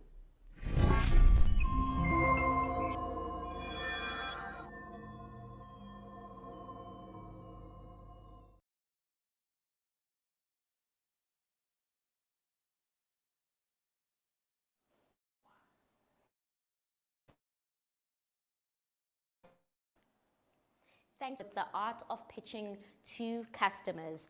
Louise has trained over 2,000 entrepreneurs, startups, professionals, academics, and corporates in written and video content to show the unique value that they and their businesses bring to their target markets and potential investors. The training that she gives covers all aspects related to pitching, including their indispensable ability to converse confidently online, on a stage, and in a boardroom. The skills learned can be transferred positively to all future spoken and written conversations. Louise became involved in the South African startup ecosystem in 2014 after choosing to use her varied skills to support business growth on the African continent.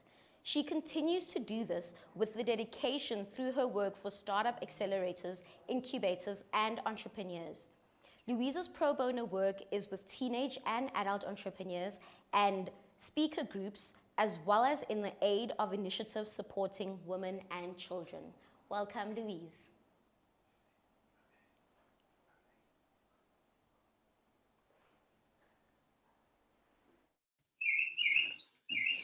Hello, everybody. Am I on? I think I am. I can see myself. So it's wonderful to be here. Congratulations on getting this summit together. And I see that everybody can hear and see me now, so that's fabulous. And first of all, I want to, a bit of a disclaimer, I can't teach you to pitch in only 30 minutes, and you can't learn to pitch in 30 minutes. However, we can solve this. In this short time, I can help you to reconsider what you need to get your pitch ready and what you need to get your pitch to do for you, how to go about achieving that. I'm also going to invite you, those who are watching in the audience now, I'm going to invite you to actively engage with your pitch while we are here together online. I'm going to ask you to write in the comment section. I'll be able to look over to the side here, have a look at the comments and feedback to you. So get ready to think hard and to engage, and let's go for it. It's in boots and all. We're going to tackle this pitch problem that we all have. So I'm Louise Mitchell. TakeMyWord.coza is my website. You can find me on LinkedIn. That's the best place to engage with me, is through LinkedIn or via my website. I work internationally with founders of small businesses, and in particular with founders who want to scale their businesses exponentially and also get investor funding to do that. I am the most engaged pitch coach on the African continent, but I still work internationally nevertheless. So I've got clients all the way from east to west, and it keeps me busy at very strange hours of the day. So you are here because you want to grow your business. You've been working on it and you have an inkling of where you can go, but you need this wonderful mentor environment in which to give you the impetus to get out, get customers, grow your sales, and grow your business. So the one thing that I do want to impress on you is that the pitch of a small business owner pitching to customers, pitching to clients, is entirely different from the pitch of a small business owner who's approaching an investor. They're two different pitches for two different purposes. They use different information. Your whole manner of doing it has to be completely different from each other. And today we are dealing only with the customer or client pitch. My information is proprietary, just so that you know that. Every workshop, nobody shares my information or uses it in any way whatsoever. It's if I use somebody else's information, I will tell you immediately. So today we're going to look at using our pitch to get customers. If you want to know how a customer pitch differs from an investor pitch, you can connect with me on LinkedIn, and I'll send you an article that explains the difference between the two. I would put the link in the chat, but unfortunately I've been struggling to sign into YouTube for some reason. They kept sending me a message saying, it's not your fault, try again. And it hasn't worked. So sorry about that. So it's Louise Mitchell on LinkedIn and at takemyword.coza. So a pitch, that scary thing everybody talks about. A pitch in general is an indication of some kind of mutually beneficial agreement, that handshake. That is what a pitch is aiming to achieve, a mutually beneficial agreement between you and the other party. It's not a hard sales event, and the person pitching should never bombard the listener with information. I'm going to repeat that a bit, slightly differently. A pitch, written or spoken, like in an email or in Instagram, anywhere where you're showing the value of your business, it dangles opportunity in front of a prospect. It's an indication or makes a suggestion that there could be a mutually beneficial agreement or arrangement. It entices with the suggestion that the other person's problem will be solved. Remember, it simply entices. A pitch doesn't clinch a deal. A pitch is only a door opener. A pitch opens the door to a further meeting that would likely be a sales and negotiation meeting, the bit where you get down to the nitty-gritty and clinch the deal. But a pitch is something that also involves, and I'm sure you have experienced how your pitch is slightly different all the time, and you're thinking, oh, what is wrong with me? I just can't get this pitch right. I can't churn out this pitch so naturally. But in fact, it probably means that you're okay. You're doing the thing because instinctively you realize that you've got to be speaking differently to this person that you spoke to another person. Your pitch should be dynamic. If you're constantly changing your pitch, it means you and your business understand the dynamics that are involved. So don't feel incompetent. It means that you understand that the needs of you and your pitch vary from situation to situation. They change from customer to customer. They change from client to client. So if your pitch changes, that is okay. But then how on earth do we get this thing right if it's going to change every time? So really, what I find, one of the main reasons that people struggle with pitching, they know their businesses, they know their products, they sort of know their customers, they know how to apply their business to the customer's needs. But what they fail at, they don't need to, it's just initial. They fail at collecting the words that would use for their pitch. So to be really good at pitching, you need to be a wordsmith. But we can all do this, and I'm going to give you a method to get there. So owners of software companies, for example, or kitchen equipment companies, don't ever expect to have to be wordsmiths on top of everything else. So think about it. Don't think you're going to get it right first time. An author of a book rewrites, sends it to an editor, rewrites, rearranges. Your pitch will be the same. So I hope you're feeling strong and ready to roll with this. So when you prepare your door opening pitch, if you remember that it only has to open the door for you, it has to pique interest. When you prepare your pitch, you are preparing a collection of suggestive, persuasive words and phrases that you organize in such a way that shows that you understand and empathize with the listener and their needs. So your words show understanding. And once you have a large collection of words, all of which could apply to every different pitch situation that you get yourself into, you can choose from them and rearrange them according to the person that you're speaking to. So I hope that makes you feel a little bit better instead of feeling, oh my, this other person just churned out a pitch that sounded so good and I don't know where to start. So you start with this collection of words that apply to your business. I'm going to give you tips in a moment of how to create that collection of words.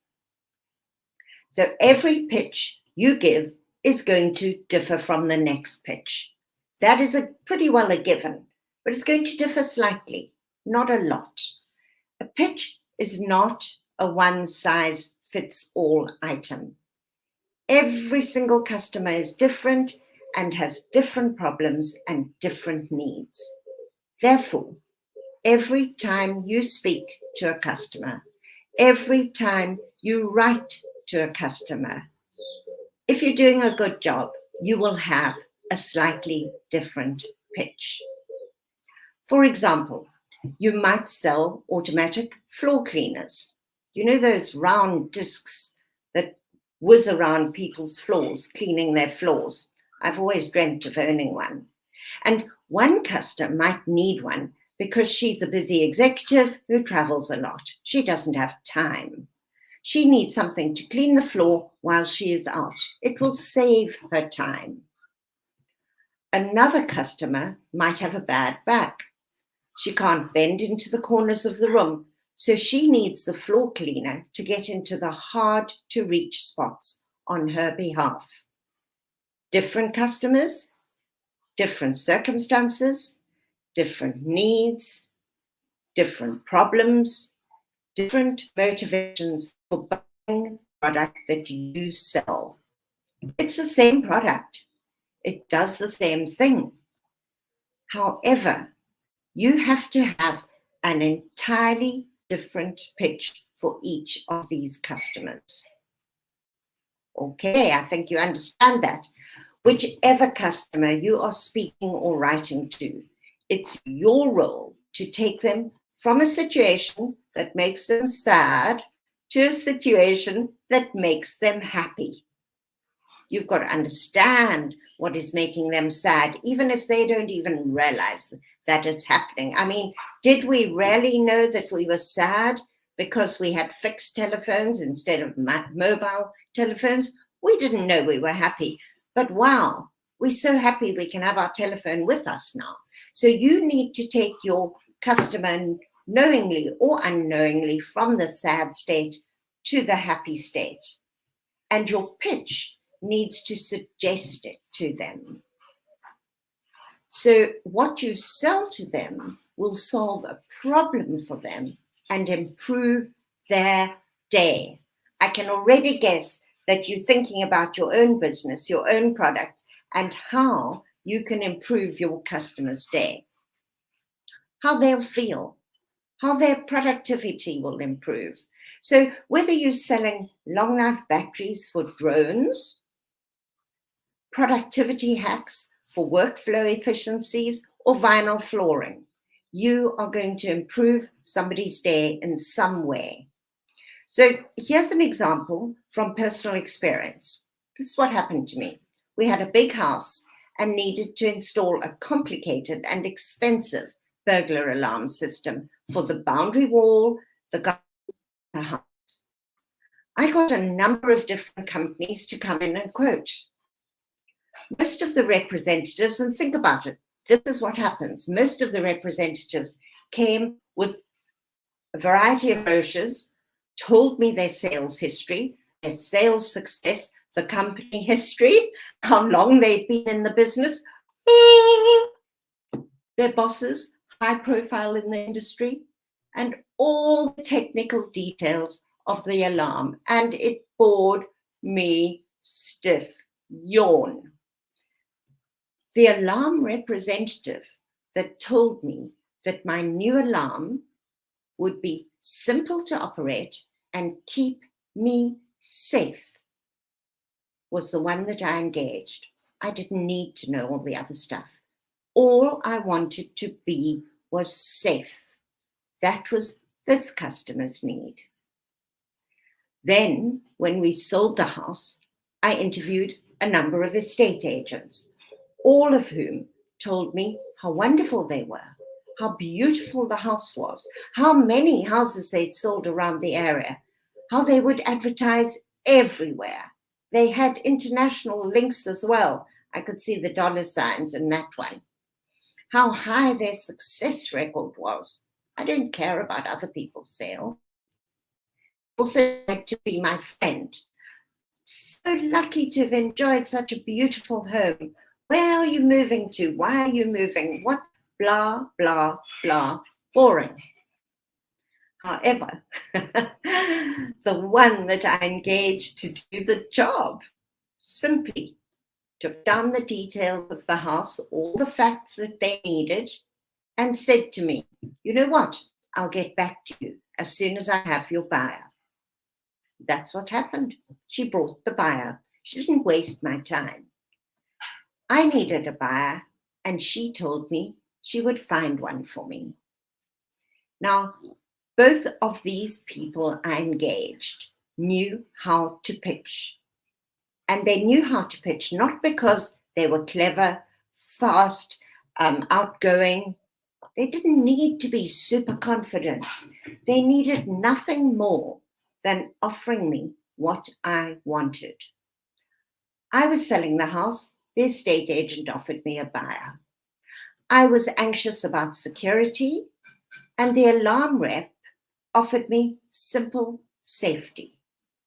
They knew what I wanted and gave me nothing more and nothing less. This was not time wasting. It wasn't boring. It was understanding me and my needs. They didn't talk about what they do or their business. They talked about me and what I needed. They listened to me and what I was saying. So now, are you ready to engage in the chat? I've got it here and I'm going to be reading. I'm going to show you the way to get it right every time. Sure, I get it. The first few times you do it, you're not going to remember those fabulous words you chose.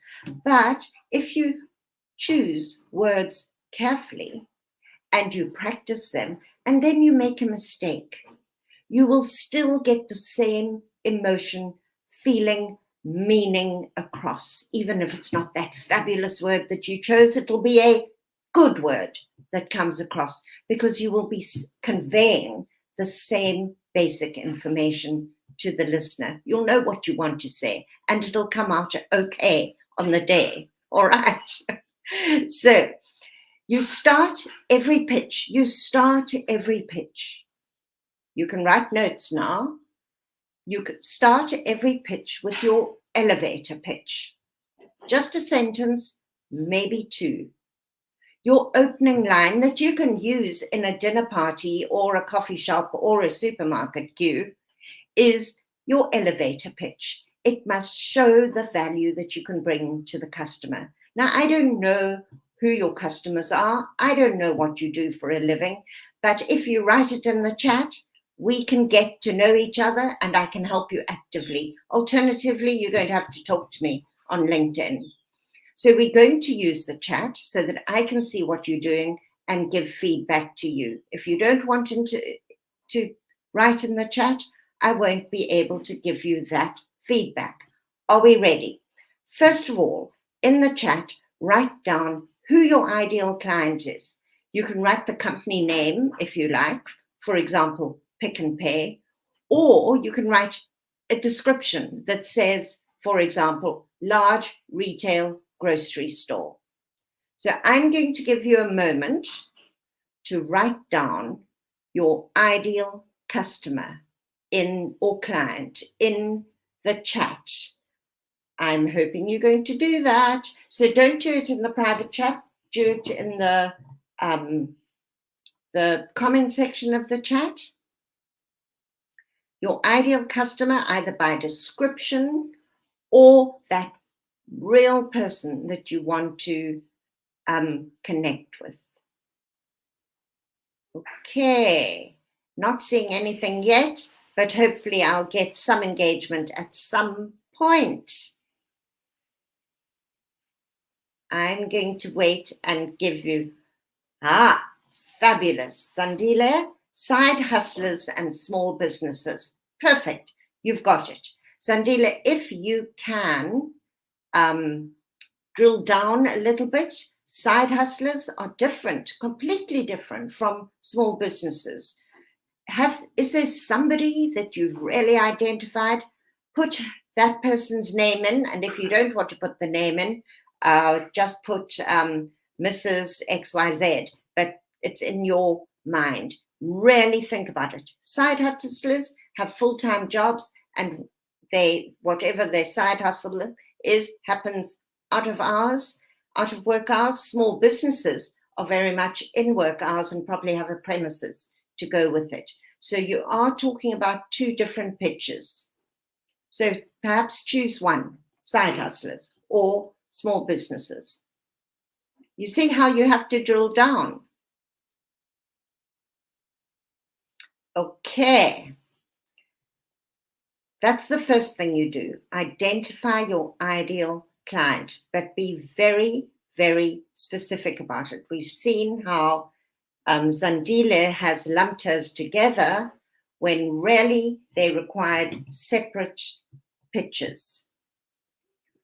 Okay, so the second thing you're going to do, and you can make a list of these things, the second thing you're going to do, write in the chat exactly how that client's life will improve after they have bought your product or service. What key benefit will they experience? So, do you remember that my busy executive saved time with the floor cleaner?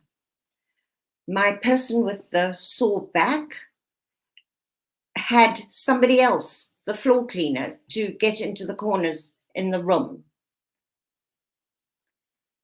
So, how will that person benefit? They won't hurt their back. How will they benefit? They'll have some free time. Okay, so I'm going to just read here what Zandile said.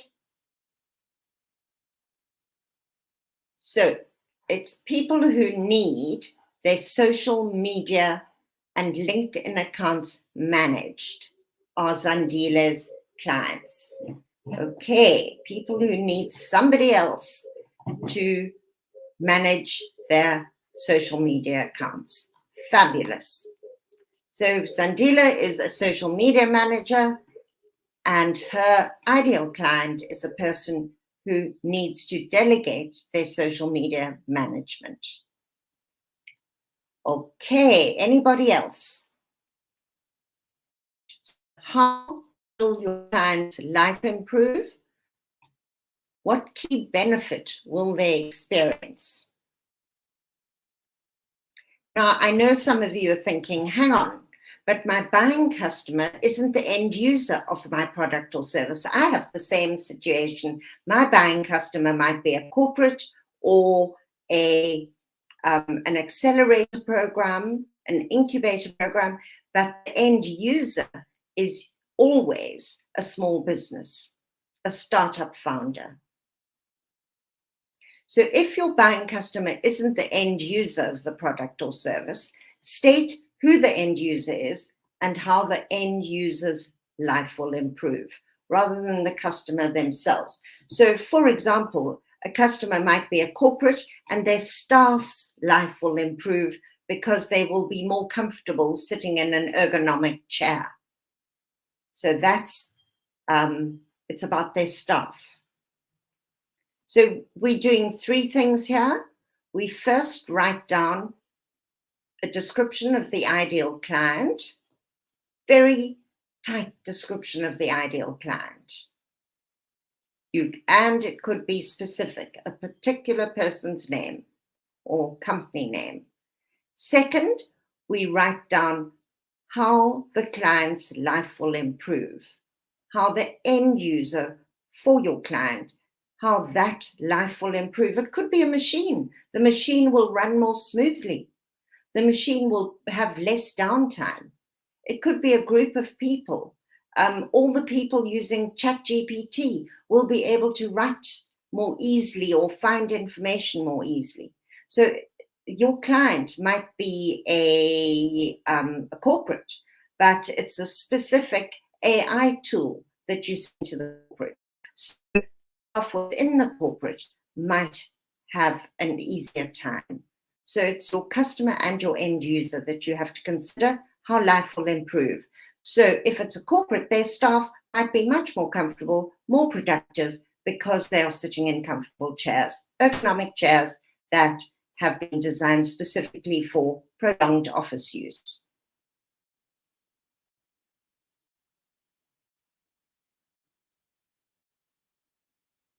So who is that person? How will their life improve? Or how will their end user's life improve? Number 3, write down in 2 or 3 words what you sell.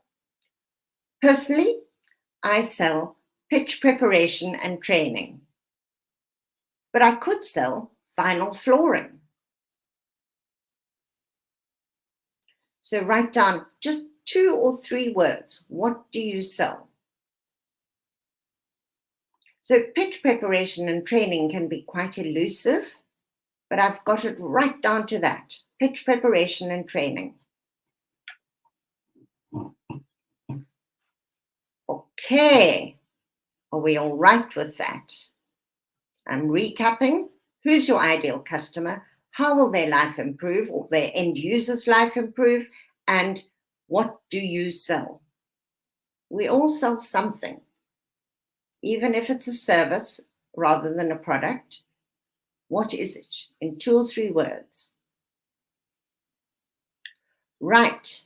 Now, number 4 is putting it all together in a single sentence, elevator pitch. So in my case, if I'm pitching to a startup accelerator manager, I will let them know that their startup founders will get investment sooner when they have an effective, persuasive pitch. I might also say that investors will respond more positively to startup founders who can pitch with clarity. Or if I sell vinyl flooring, I might go, hey, guess what, Mr. Pick and Pay or Mrs. Grocery Store? Customers will choose to come to your store when you have vinyl flooring that is noise dampening and soft and comfy underfoot. I won't say we've got 500 options of vinyl flooring, I'll bring them to you and you can feel them, touch them, look at them. I will tell them the benefit of the vinyl flooring to their bottom line. They'll get more foot traffic. I didn't tell them that we had beautiful storing. I told them they would get more customers through the comfortable flooring that the customers will work on. I'm implying that their bottom line will go up when they have that vinyl flooring in place. So I'm relating the key benefit to the end user, their customer. Their customer is the one they care about and want to see happy. If I sell long life batteries, I might say to a game farmer, you will catch rhino poachers more easily when your drones can stay airborne for longer with our long life batteries. I'm not telling them about the battery. I'm telling them how much easier it will be for them to catch rhino poachers, because that is their key problem. And I'm bringing them a simple solution to that. Okay, so I don't know if you're all writing down your 1 or 2 sentence, preferably 1 sentence elevator pitch. But that's the point at which you do now. Oh, that's the point. That's what you do now. So number 1, write down your ideal client. Drill down, don't be vague. Speak as specific as you can. Number 2, write how that client or that client's end user will improve their day. What's the main benefit to them? Number 3, write down in 2 or 3 words what you sell. And number 4, you put it all together in a single sentence elevator pitch. But here's what you do. You start with their customers in your sentence. Did you hear for the long life battery? I said, rhino, you will catch rhino poachers more quickly. So it's not really their customer, but I'm talking about them. I'm not talking about myself. So if I'm pitching to a grocery store, I told them they would get more customers. Okay, that the vinyl flooring will improve their bottom line. Their key benefit to the end user is soft underfoot, noise dampening, and it will improve their bottom line. At this stage in my elevator pitch, I don't talk about my business, because the customer, their customer, is the one they care about and want to see happy. So what you're doing here is you are doing dips. You are showing the difference you can make to an implied problem, rhino poaching, with your solution. And I get the feeling that I might now be going over time. Am I? I hope this has helped. Am I going over time? Okay, so are there any questions? If there's more time, I can continue for a little bit longer. Are there any questions?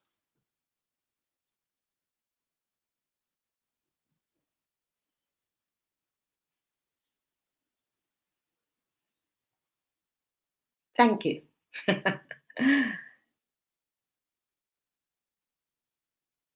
So, once you have your collection of words, so how do you get your collection of words and phrases? I said I would do that to you, give that to you. So start out with 2 lists.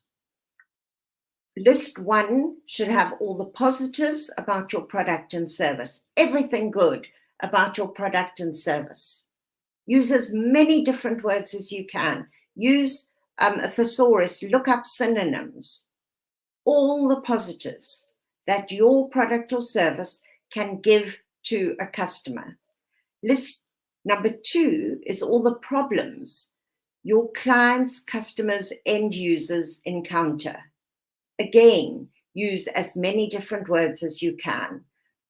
All the good things about what you do, all the problems your clients encounter.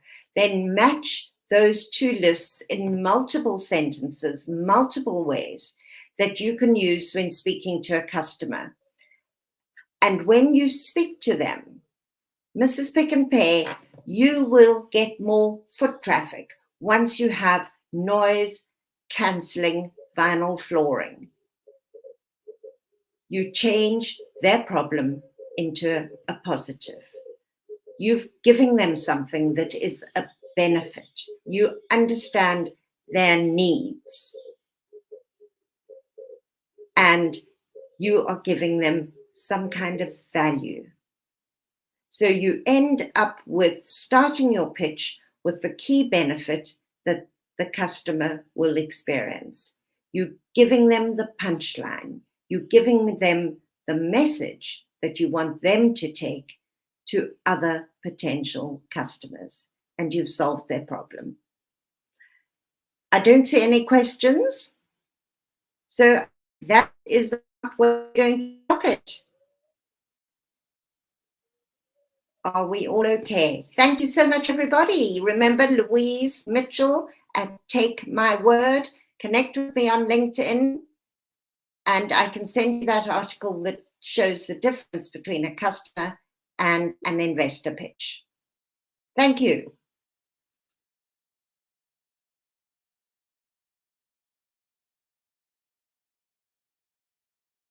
Thank you so much, Louise. Make sure you connect with her. That was super insightful. Thank you, thank you, thank you. Next up, we're going to go to a quick comfort break.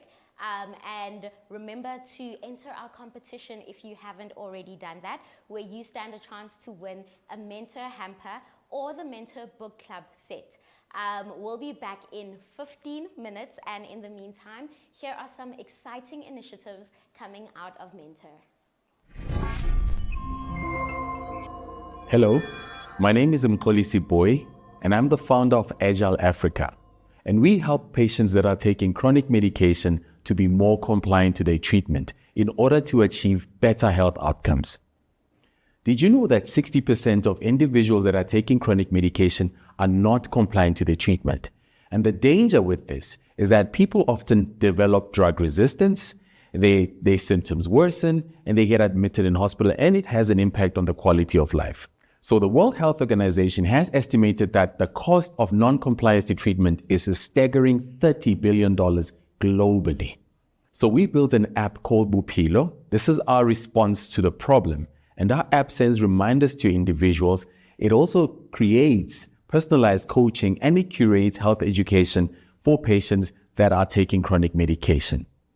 We've done a proof of concept, and we've developed a very successful MVP. And we've actually acquired 1,100 users with over 150 active users currently within the scope of TB and HIV. Our goal is to expand our solution to 5 other therapeutic areas over the next 3 years. And our ask is 3 million rand, and this is going to assist us to develop our product further and to acquire the key skills as well as to activate the market. I want to say thank you and welcome you to this opportunity to make a difference in patients' lives.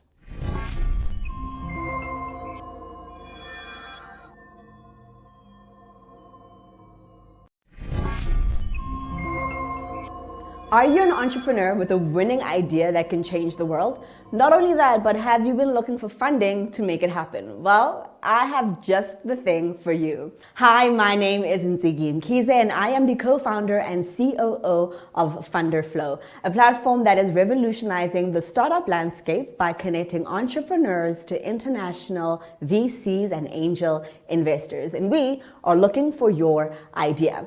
I want to invite you to head over to our website, www.funderflow.com, sign up, fill out your information so that you can have a pitch deck. How this works is you'll go in, complete your information, and our platform will design a pitch deck for you. Not only that, you'll also have instructions on how to record a video pitch deck. So at the end of this process, you'll have a pitch deck to present and a video elevator that investors can look at. Not only that, if you sign up on our platform before the 31st of March 2024, you also stand a chance to win 1,000 euros for your business. Simple as that. Sign up, complete your information, and stand a chance to win. Join us as we unleash Africa's potential by connecting innovative ideas and entrepreneurs to international angel investors and venture capital.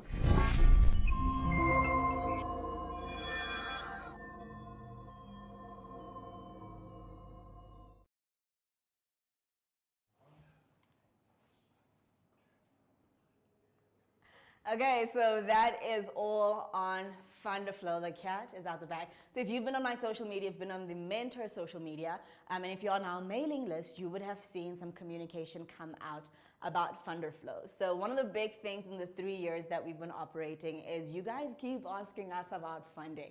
And I mentioned this earlier on, that my theory of change around starting a business is that you get it right first, right? You have a product, a service, you sell it, you make money, you find the mentors and they can help you. And in that space, you're then able to get access to networks and access to markets. And then ultimately having this ecosystem right gives you access to funding. Because unless you're starting a business that requires huge capital outlay, like if you're in mining or agriculture and you're needing to put lots of seed in the ground, or if you're starting something in mining, or even in construction, oftentimes you don't need that much money to get started, right? So I really wanted to challenge people to say, use what's in your pocket, use what is within your hands, and start your business.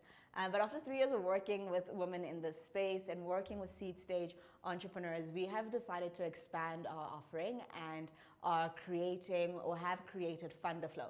And Funder Flow is a matching platform that connects entrepreneurs to investment. So we're looking at connecting African startups across the continent, doesn't matter what stage of business you are in, with local and international venture capital investment as well as angel investment, with the objective of helping you get seen, which is why we have included the video pitch deck element.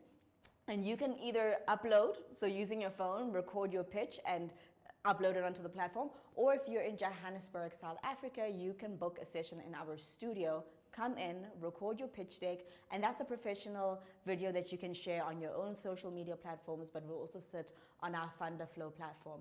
And the reason why the Funder Flow platform is important is because we know that there are so many entrepreneurs with great ideas who have great MVPs, who've done the market test fit, but for whatever reason are struggling to get access to investment. Whether it's you might not know the investors or you're just not speaking the right language, the focus of the platform is to, one, help you curate your content into a pitch deck that looks how investors want to perceive or translate the information. And on the other hand, through helpful videos on our learning management aspect, is to then support you through your investment journey. So on the aspects where you're not sure what to complete on your pitch deck, you will see slowly but surely we'll be uploading various content to help you on your investment journey. So as an entrepreneur, you'll then be able to watch insightful videos on our platform, and then also you'll be able to upload your pitch deck and also create a pitch video that will be sent to investors. And on the other side, the reason why this platform is important is for investors.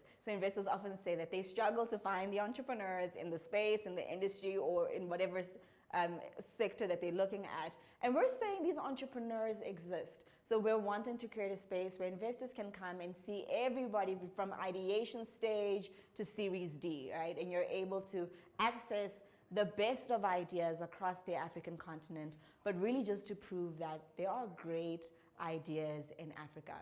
Not just that, but funding entrepreneurs is important to us because we know that about 60% of people living in Africa are entrepreneurs. Whether it is a survival entrepreneur or an innovation entrepreneur, people go into the space. We also know that majority of people, around 40% of individuals, have been reported to have a side hustle or a side business. And in recent times, we know with how the economy has been, and even post-COVID, people are thinking about how do you achieve sustainability and financial stability without thinking about your formal employment. And so we're really looking at answering and solving some of these problems by making sure that there's a space where you can go to pitch your idea and get funding. And if you're not yet ready to pitch and get funding, there's a space where you can go to see what else is happening in the space, to learn, to improve your sitting in the investment journey, and then to get yourself to a space where you're feeling comfortable and confident for investment. In addition, the combination here is that for us here at MentHer is being able to support you on that funding journey. So if you are interested in pitching on Funder Flow and you are feeling investment ready, head over to our website, www.funderflow.com, and you can simply follow the prompts on the platform, complete the form about yourself, about your business. It will auto-generate a pitch deck for you. And then if you're in Johannesburg, you can book your slot to come to studio to record your pitch deck. Or if you are abroad or anywhere across the continent, you can simply follow the instructions on how to shoot from home and record your own pitch deck and then upload it. If you're going, I want to pitch, but I'm looking for a little bit of support, you'll also find a brief module on the website to support you on how to pitching. And then if you're not sure, You can send us an email, info@menther.co.za. We're creating a wait list of people to participate in an investment readiness workshop. So if you'd want to be part of the investment readiness workshop, drop us an email, tell us investment ready at info@menther.co.za. We will then send you the information for when the workshop will happen, and we will then coach you in that workshop on how to become investment ready and then support you to get ready to put up a pitch on Funder Flow. That's it on some of the new exciting things that is happening here, and I'm so looking forward to seeing your fantastic pitches on the Funder Flow platform. Here are more examples of some of the great pitches that are already available on Funder Flow.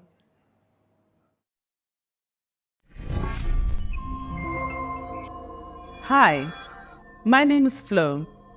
I am the founder of Easy Chicken Club. In South Africa, the poultry industry is worth over 60 billion rands.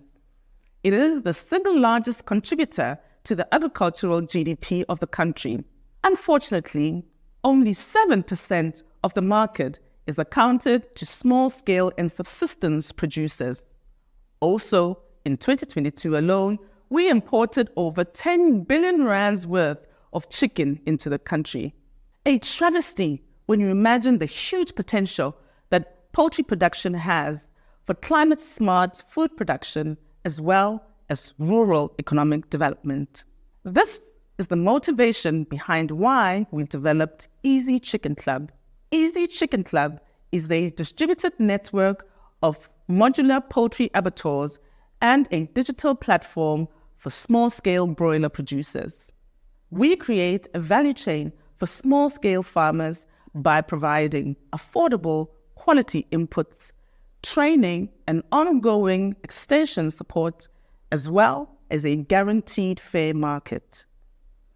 Easy Chicken Club leverages technology to aggregate live broiler chickens from small farmers, process them in food-safe infrastructure, and supply high-quality, free-range, locally grown chicken to customers. We have developed critical partnerships that will enable us to roll out Easy Chicken Club, which means we are now ready to establish a pilot project. We need 6 million rands in order to establish our first project, which will help us prove the Easy Chicken process. Once we have established this pilot project, we will roll out the model across South Africa and then across the continent. Easy Chicken Club will roll out as a franchise model across the continent, which means that it will attract franchise fees from franchisees as well as fees from supplying affordable, quality inputs for our farmers. Thank you for your time and look forward to connecting with you and sharing further about the Easy Chicken Club story.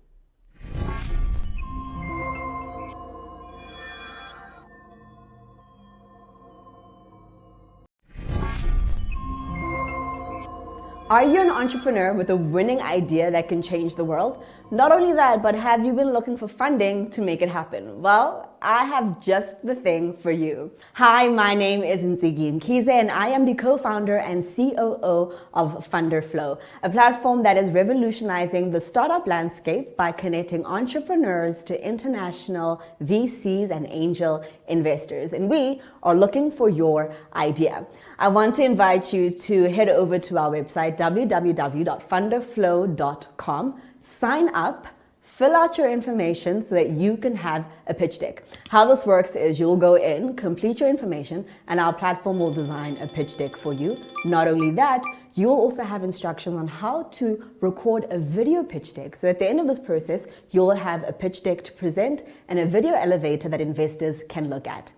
Not only that, if you sign up on our platform before the 31st of March 2024, you also stand a chance to win 1,000 euros for your business. Simple as that. Sign up, complete your information, and stand a chance to win. Join us as we unleash Africa's potential by connecting innovative ideas and entrepreneurs to international angel investors and venture capital.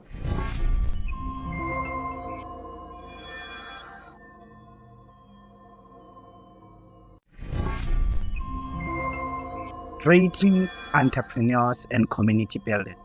I am Cedras, and today I am thrilled to share a transformative project with you. In townships like Orange Farm, local businesses face hurdles in connecting with customers and streamlining operations. There is a need for a tool that empowers businesses and fosters a stronger community. Enter the Township Small Business Chatbot Accord, TSBCA, a tech marvel designed to bridge gaps, boost local businesses, and enhance the overall community experience. Imagine a chatbot that turns the complex process of connecting, ordering, and supporting local businesses into a seamless conversation on your phone. TSBCA ensures a hassle-free shopping experience for spaza shops, deckers, hawkers, and more. From Aboma Veg to the Dab Dab, TSBCA is here for every business. Our mission is to transform Orange Farm, creating jobs, fostering economic growth, and building a connected community. Let's imagine create a future where every local business thrives, powered by TSBCA. Be part of the change. Visit our platform and start sharing with TSBCA. Share this vision with your community. Together, we can make Orange Farm a hub of prosperity. Thank you for joining this journey. Let's shape the future together with Township Small Business Chatbot.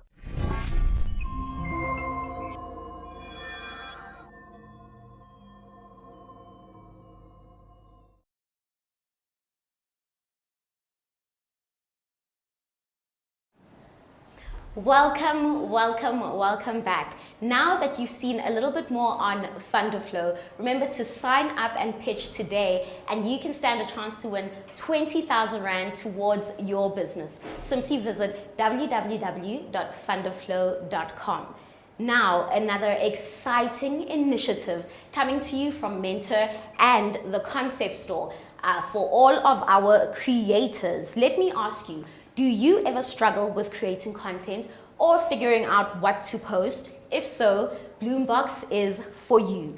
Book time to come into our studio and we'll help you with your marketing, your branding, your social media content, recording, editing, and copy. Simply email Bloombox to info@menther.co.za and get growing today. Also, for all of the MSIS attendees, you get 10% off of any branding services by the Concept Store. All you need to do is follow the Concept Store on Instagram and send us a DM. Let us know that you joined us today and you can get 10% off of any of your branding and content today. Next up, we have Rosaria. Are you guys ready? I know it's been jam-packed. We've had one thing after the other, but this is going to be another incredible session. Rosaria, would you like to join me? Oh, yes. Thank you so much. Thank you. Thank you. So, good afternoon, MentHer community. How are you guys all doing? I hope you're having a fantastic summit. I know I am, and I have enjoyed the summit so far. So, I am Rosaria Cedras, and I help entrepreneurs to actually tap into their unique brilliance through authenticity. I'm also a marketing strategist. I am also a coach, as well as my most important job, I am a mom to 7-year-old Ezra, who I hope is watching. So today I'll be taking you through personal branding and how you can use it for your leadership and actually skyrocket your sales. So a little bit of story time. I entered the corporate realm when I was a timid, meek little girl and very not confident about what I carried. And so I was in a big organization. We had a huge divisional head, multiple departments, and I was scared of the spotlight. I was so scared that I would think thoughts of, oh my word, what if I could just be swallowed up by this entire thing? Being in the boardroom, I'd hope that they wouldn't ask me any questions and ask me for any of my opinions. And it was really, really bad for my personal brand, because back then I didn't understand the power of a personal brand, that it speaks for you even in rooms that you're not in, and that you actually have got the power to intentionally carve out your personal brand. And because I was that timid, little quiet girl, I didn't get opportunities for promotions. I didn't get opportunities for earnings. I didn't get even opportunities in the organization that actually made me stand out. And to my dismay, I didn't communicate my value. So that is why it is so important for me to communicate about personal branding for your leadership and sales for today. So what is a personal brand? Let us define it. So a personal brand is the wildly held perception about an individual that is based on your experience, your expertise, what it is that you actually bring to the table, your competence, and even, the achievements that you've achieved in your particular industry or in the marketplace. But the personal branding and personal brand terms often get confused, where people use it interchangeably, but personal branding is actually very different. And let us actually define that. So personal branding is what an individual does, the actions that they actually take, and what they do to build and establish that perception. So what I love about personal branding is that you have full control over what perception you're able to build and establish within your particular industry. And ultimately, because you can master your personal branding, you can also master your sales and your earnings. But you're probably asking, Rosa, how do I stand out? There's so much noise in the industry that I am in. So many people are offering the very same products and services that I'm offering. In the midst of the noise of social media, there's so many experts. Everybody is a coach of this or that. How does your product actually be able to stand out? And what I have to say to you is that you need to distinctively be able to carve out your unique differentiator and your distinctive hot sauce that you bring to the table. And how do you actually do that? It's by knowing exactly who your target audience is. It's by having focused messaging and, my favorite word, authenticity. Truly connecting with the people of whom you serve and resonating with their needs. I'd love to share an amazing story about Tony Hsieh. He was the late CEO of Zappos. Zappos is actually a huge online retailer. I'm sure you guys know them. And he was known as the Chief Happiness Officer. He was known as the happiness guy. People flew from all over the world to go to the Zappos headquarters, which was also known as the happiness headquarters. He built a personal brand that was so compelling, and his identity was in spreading happiness within the workplace. And by him carving that out, he managed to make Zappos and himself millions and millions of dollars. But before we actually get into your distinct kind of personal brand, it is actually built on what I'd like to call the 3 R's. So the first R is recognition. Everyone is building this personal brand because we want to get recognized. We want some sense of accomplishment. And the second R is being remembered. You want to leave a legacy. What do you want to be remembered as? What do you want to be remembered as long after you've passed on? And number 3 is being revered. You want to be revered in your industry with what you actually have to offer. What is that distinct thing that you're able to bring to the table that nobody else actually can? But I'm talking about all of this, but it actually starts from within. In order for you to master your personal brand, you need to tie into your core values. Who are you at your core? What are the things that you stand for? What are the things that you value and hold close to your heart? Once you've identified that, you'll then be able to go into what I'd like to call, on the next slide, is your character. And by building your character, this is your way that you identify in the world. Why do you do the things the way you do it in such a unique way? And once you've formed your character, you can draw in there specific and distinct ways on how you can build your personal brand. And after that is your competence. And competence is really the skills that only you carry. It is the experiences that only you carry.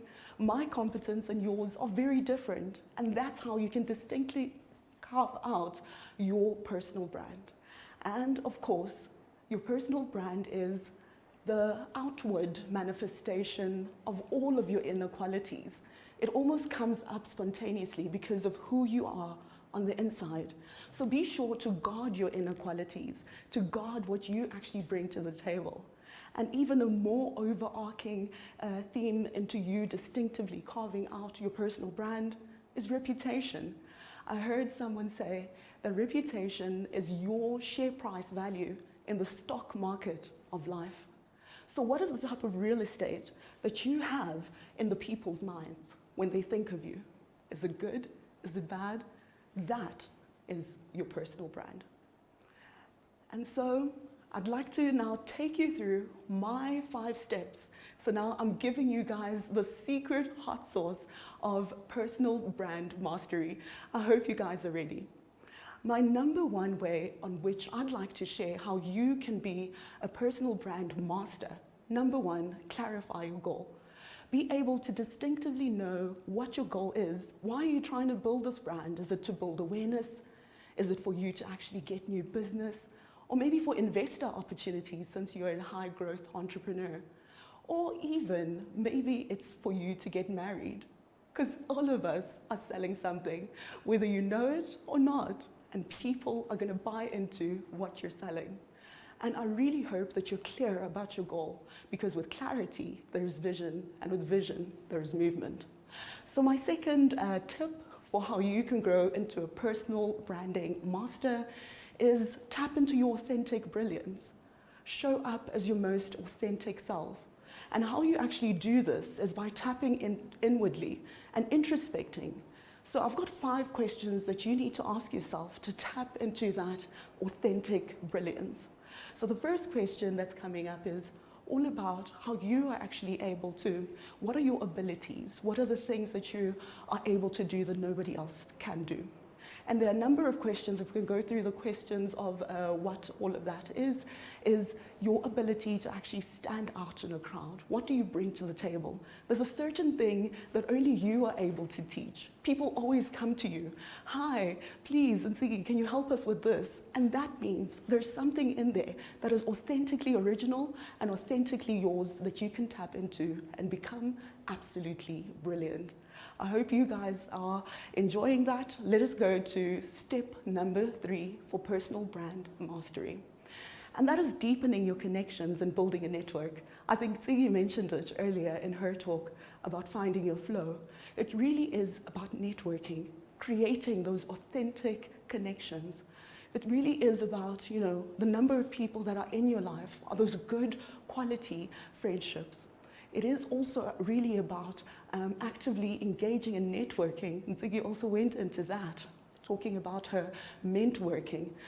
As you're part of this community, have you followed up with maybe people that are watching this as well? Have you connected and told them what it is that you do or what you aspire to do? It is all in building a solid network. And last but not least, it really is about communicating and providing value. You don't want to just take. You also want to give to your community. This leads me onto number 4. And number 4 is all about elevating your visibility and your presence. And this is both online and offline. You must be able to raise your profile. Is your LinkedIn up to date? Are your business pages up to date? This is how you elevate your presence and elevate your visibility within the personal branding mastery journey. And number 2, it's all about what it is that you're able to tap into in order for you to actually take it to the next level. And then you are also able to passionately share, your ideas. And this means you going onto podcasts, you going onto shows, sorting out and seeking also speaking opportunities. There are lots of podcasts, there are a lot of media outlets, YouTube. What in your industry, who in your industry can you tap into from a media space in order to increase visibility, either for your brand or for even your business? And last but not least is number 5. And this is all about you sharing and serving people to the greatest degree of good. It really is about leading with integrity. And I love the definition of integrity that says integrity is when what you say, what you do, and who you are aligned. Make sure you are aligned and leading with integrity in whatever sphere or industry you may find yourself in. And next, it really is about inspiring and motivating others. Are you able to pick people up and inspire them and give them that impact? So we are at the Social Impact Summit. I hope you are creating an impact in your niche, your business, and the services that you provide. And build a legacy. I love the book by Robin Sharma. He talks about who will cry when you die. It's quite a deep question, but you really need to think about building a legacy and leaving an impactful personal brand that people will talk about for years to come. As I conclude my 5 steps, I'd also like to share this amazing matrix. It's actually part of the Blue Ocean strategy, and it's on the x-axis you'll see value, and on the y-axis you'll see the cost and the effort that you need to do something. So let us start with the top left corner, where we're able to see what are the things that you need to eliminate. These are the things that are very low in value, but absolutely high in effort. What things can you eliminate within, trying to carve out your personal brand or trying to put your business out there? These are the activities where whether you do them or don't do them, no one will even notice. So eliminate those kind of tasks. And secondly, I'd like to then put I'm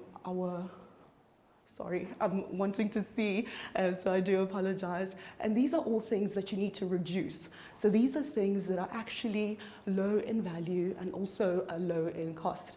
Our third quadrant are things that you need to rise up. And these are the things that bring in high value and also cost high. So if you focus on these kind of efforts, whether it's in your business or in building your personal brand, you'll definitely be able to raise the bar and actually be high above many other people. And last but not least are the things which are high in value and low in cost. You're actually able to do this and, with minimal effort. So make sure that you're actually creating. This could be probably your social media. It doesn't cost you so much for you to do, but it's got really high value. I know I get high value from my social media. And so as I conclude my talk, I'd like to tell you a little bit about the spice for life. As you're building your personal brand, it really is about you reinventing your brand. It really is about reinventing the wheel. Once you've mastered your personal brand, you don't really arrive. It evolves as you evolve. Your business changes as different products and services come into play. So how do you reinvent yourself? I like to call it the spice for life. You need to reinvent yourself spiritually. What is that guiding light that you constantly seek out? Make sure you're definitely firmly grounded in your spirituality. And P is for physicality. How physical are you? Are you doing your workouts? Are you watching your diet? Are you getting in enough sleep? Constantly reinvent yourself and reinvent your brand. And I is for intellectual. Make sure you're feeding your mind with resources, with watching summits such as these, and being able to actually increase your knowledge in the specific industry that you're in. And C is for community. What is it that you're actually bringing out into the community to uplift others? You can start a small NGO or a little bit of a vegetable garden in your community, but reinvent yourself and bring others with you. And E, last but not least, is to reinvent yourself from an emotional and mental standpoint. Make sure you're taking care of you.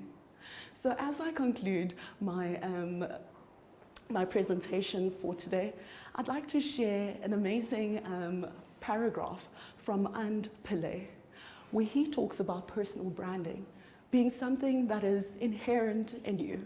That when you consistently and constantly work on this, you're then able to actually be able to truly be unique and about you.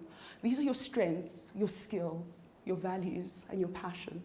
And through unearthing the real you, you're able to actually build that brand. You don't need to wrestle continuously with what is it that I need, with the universe. You already are uniquely you, and you're looking at communicating that value, at building that value that you carry. You do not need to look for it outside. It's all on the inside. So thank you so much, MentHer community. I hope you guys enjoyed that snippet of personal branding, mastery for your leadership and for your business's sales. My name is Rosaria Cedras. It's been a pleasure to be with you today, and let us connect. I'm on LinkedIn as Rosaria Cedras, and you can check me out on all of the socials. Have a lovely day. Enjoy the summit. Bye-bye, guys.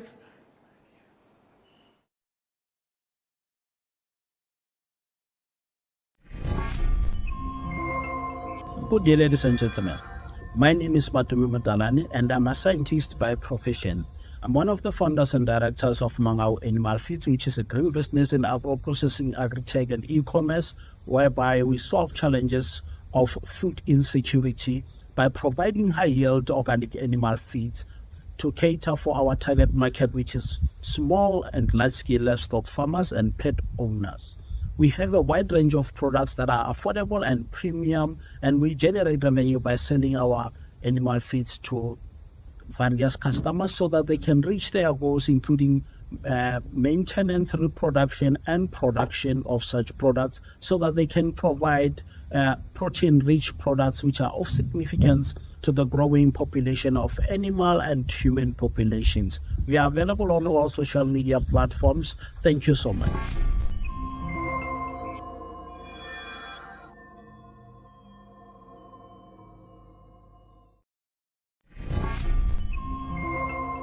Hi, my name is John Kitenge. I'm the founder of Fractional.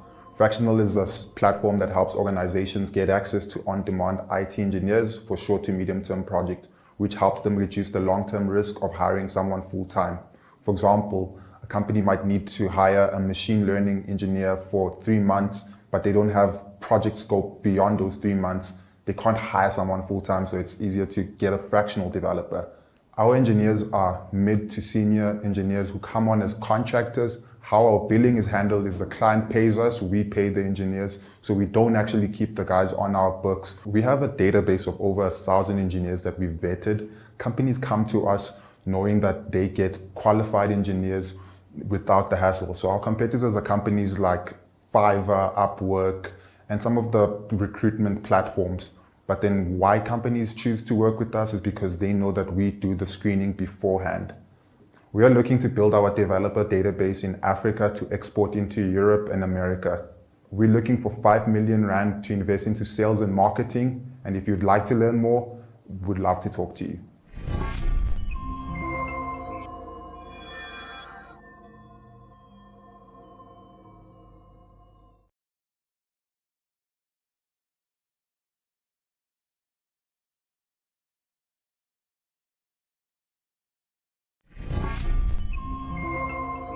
Hi, I'm Dom, the founder of JoyForge Labs.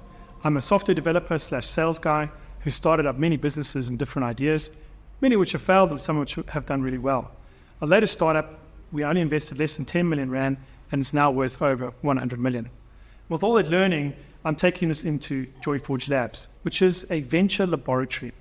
And what we do is we develop MVPs in really niche spaces that I know well, mostly in the B2B digitization market focused on the US. And many of these MVPs will fail. They'll fail quickly, but those that do well and grow, we will convert them into separate entities and have a separate team exploit that opportunity and grow it. But the JoyForge laboratory will continue to explore new ideas.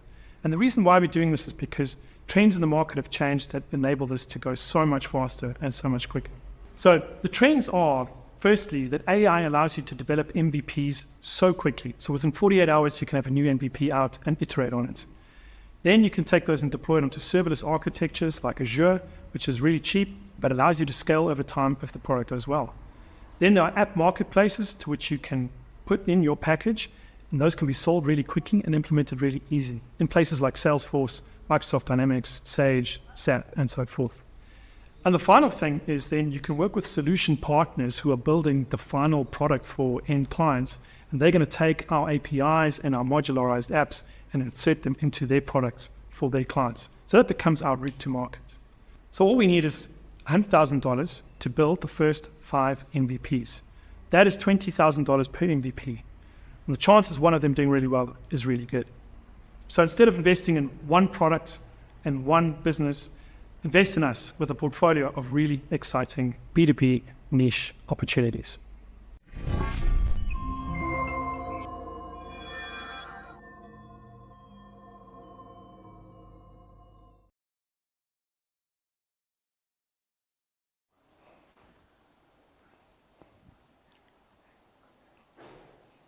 Thank you so much, Rosaria. You guys heard it yourselves, the spice for life. So make sure you connect with her, follow her on all of her social media platforms. Now, if you haven't already entered our competition, just a quick reminder, take a snap of yourself behind the scenes engaging with us virtually. Remember to hashtag MSIS23 and you can stand a chance to win one of these wonderful goodies. Just a little quick reminder, our first giveaway is a MentHer hamper where you can win a journal. I'm gonna pull it out again. A water bottle. Like I mentioned before, I definitely need the water bottle. I do, because I really should be drinking a lot more water. You heard it from Sihle earlier. She mentioned, guys, drink your water. Drink it. You'll also be getting a book by Ntsiki, My Hall of Mentors. There's so many goodies in here. I'm still going to leave a couple as a surprise. What did I show them earlier? The lashes. So you can flutter. So that when you're doing that pitch, you come with the confidence you know you need. The lashes just add that extra edge. So make sure you enter the competition and you can stand a chance to win the MentHer hamper. You can also stand a chance to win the MentHer book club set for all of our bookworms out there. This includes Michelle Obama's The Light We Carry, #1. I'm going to leave this one for last. Also includes My Hall of Mentors. Also includes Atomic Habits, and also includes Clear Thinking. Now, after you've got all of this reading in, you're going to need to get some of it out. You need a bit of an outlet. So we've also thrown in a mentor journal where you can journal all of your thoughts, a little bit of self-care in there along for you. So make sure you enter the competition. Again, it's super easy. Take a picture of yourself engaging with us and tag us on Instagram, hashtag MSIS23 so that we can find that entry. Otherwise, all you did is post. So make sure that you're visible, make sure that we can find you, and you can stand a chance to win one of these 2 incredible prizes. Now, next up, we have Ursula. It's going to be another incredible session. Ursula combines her specialization as a confidence coach, actress, and voice artist to help leaders and organizations embrace their inner power, enhance leadership presence, and to communicate effectively. Welcome, Ursula.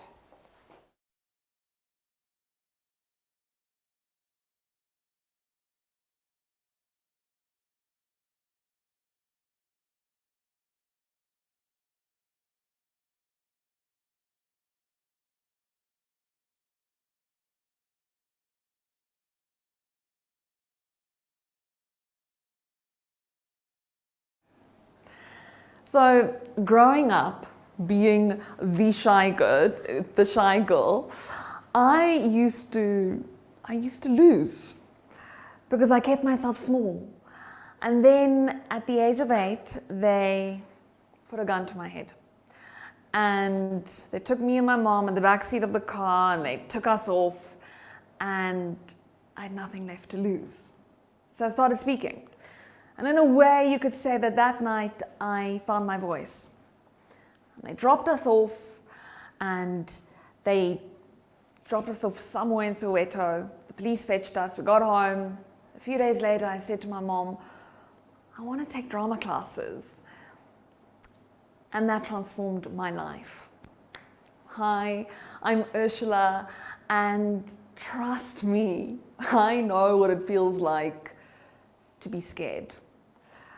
For many, many years, I lost out on friendships, on great relationships, on expressing my voice and ideas with the world.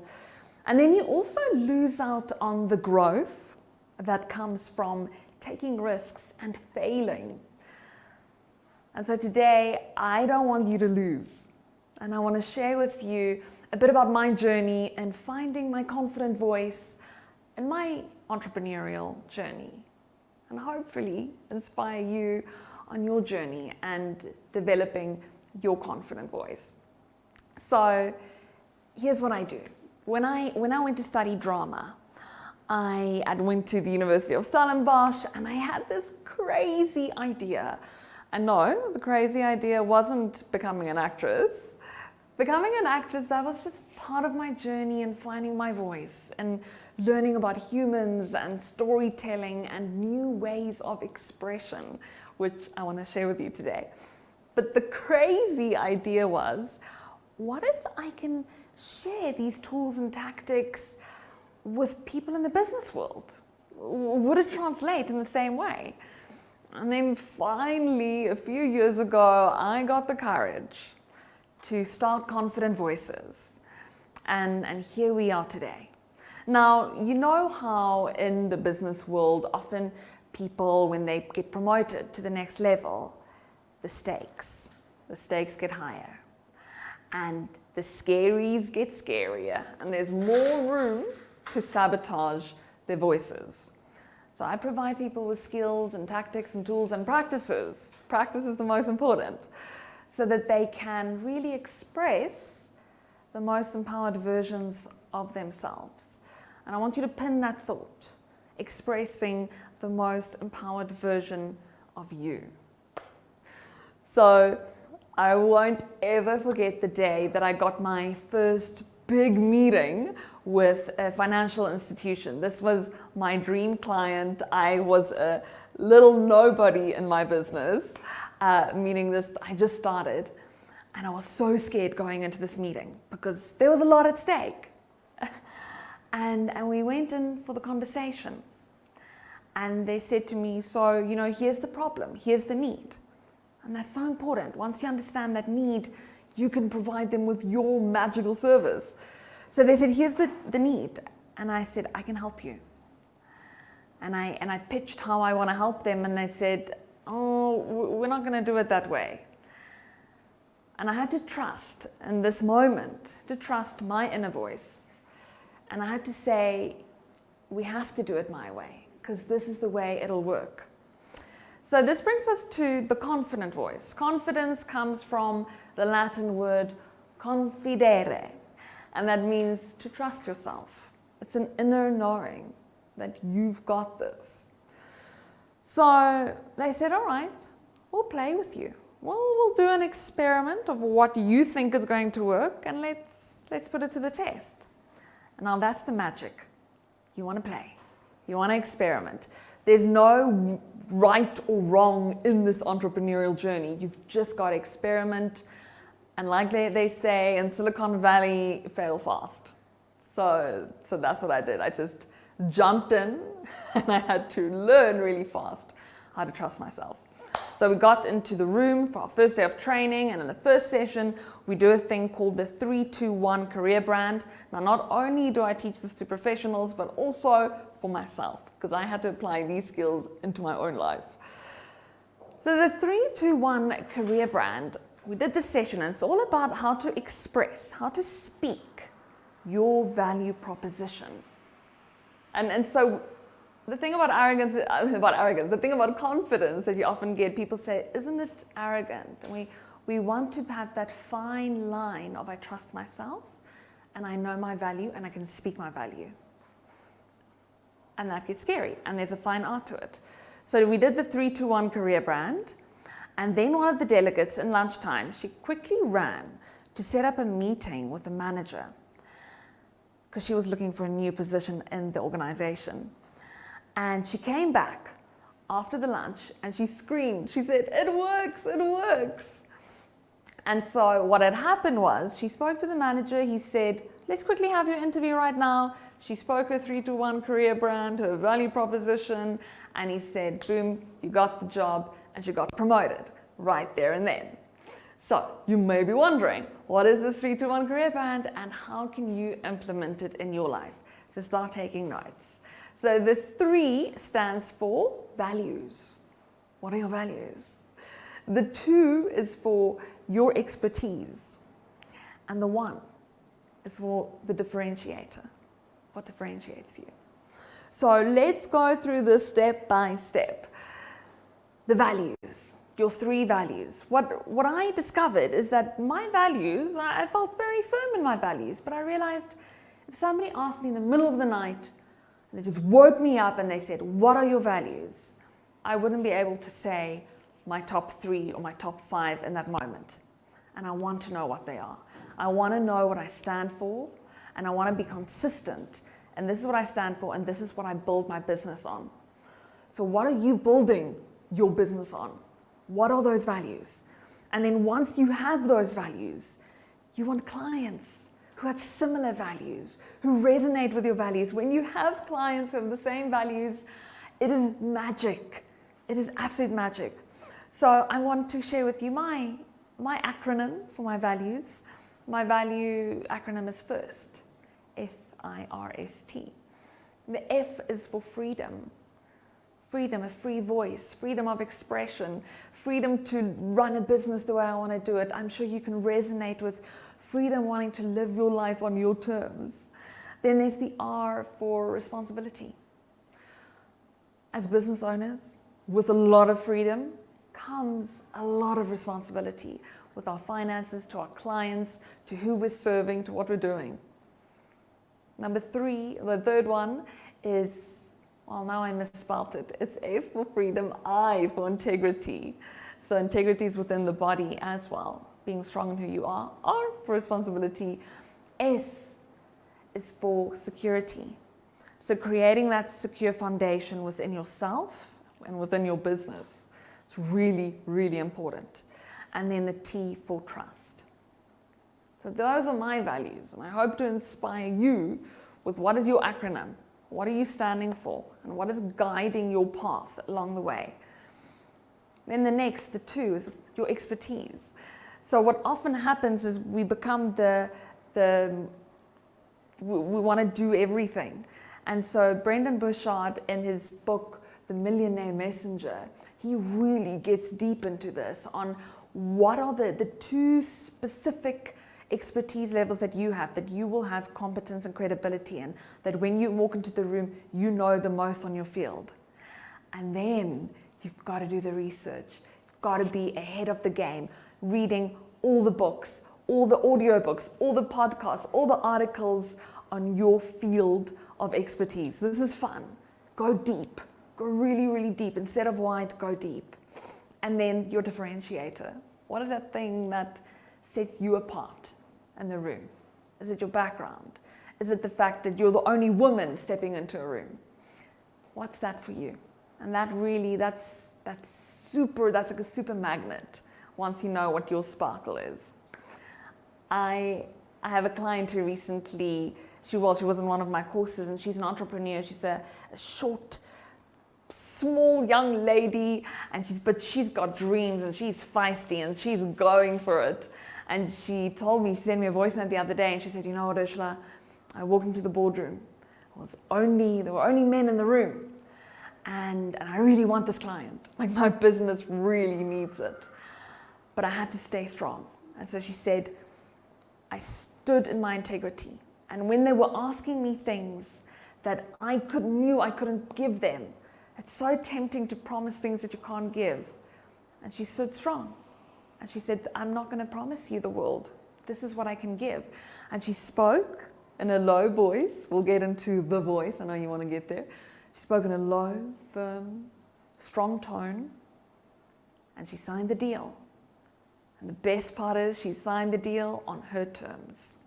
So get really, really, really clear what you stand for, so you can do this on your terms, what you know is right.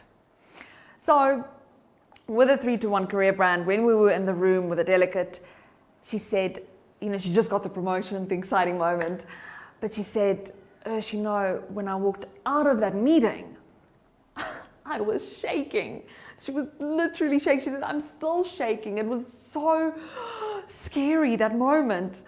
And she said, how do I deal with that? And I want to share with you the next technique.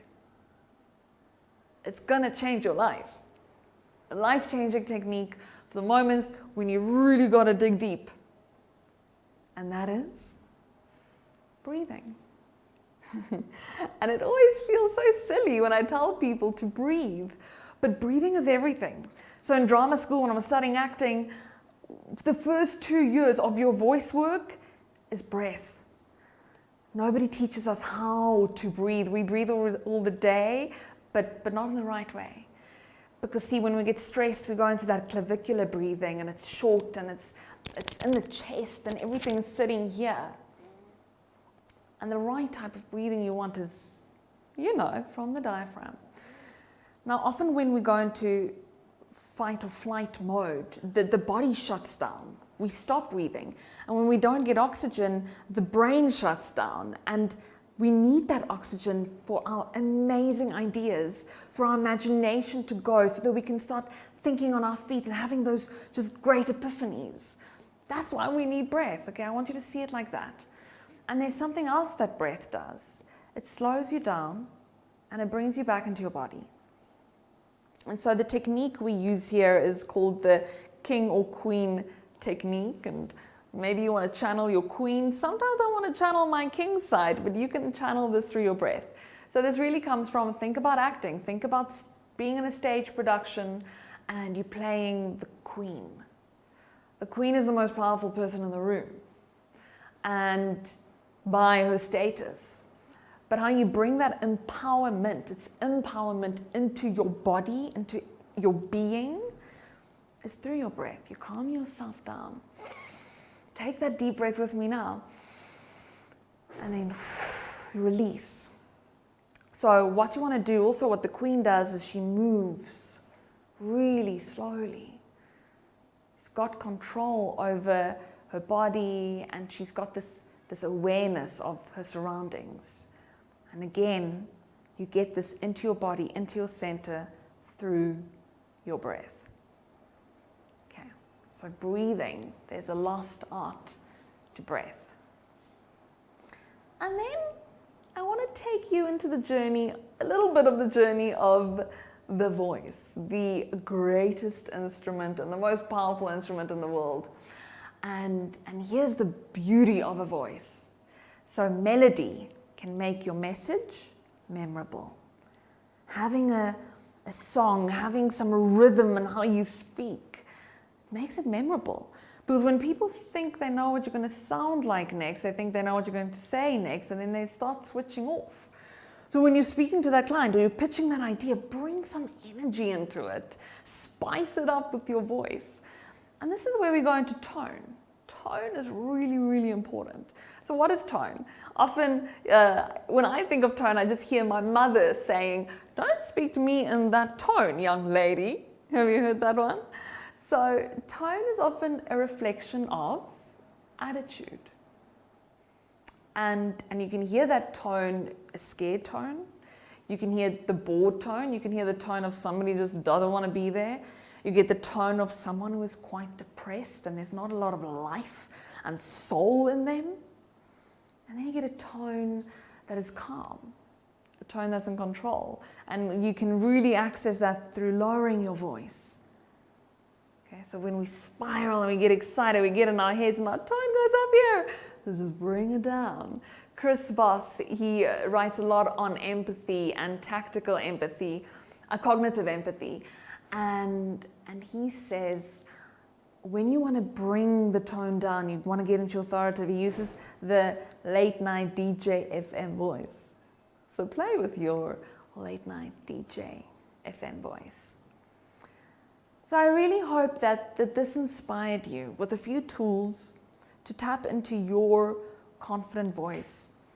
And I lastly want to leave you with this question. And I often play this with my clients. I hope you realize now play is at the foundation of everything we do here, because then you allow yourself these new versions of expression. And the game we play is, we often say, what would the most empowered version of me do in this situation? And then you allow the movie to play in your head. And you might see something that you didn't expect, but allow that movie to play. Sometimes the movie will show me what to wear in that situation, or it'll show me the next phone call I need to make. But just keep asking yourself that question, what would the most empowered version of me do in that situation? Ask yourself now. So when that night, when they took us off on the hijacking, I started asking a lot of questions. And here's something I discovered about the man who was in the car with us. He told me how he was a father, how he had a daughter who was my age. And I learned something about being human, about connecting, and that we're all just in this human experience. And so he had this daughter who was my age, and I started visualizing who she is. And in a way, it made me more human and wanting to experience this human condition. So really go out there, play as much as you can in your human experience, and play with expressing the most empowered version of you. My name is Ursula Botha. I would absolutely love to connect with you on LinkedIn. Please follow me on LinkedIn, Ursula Botha.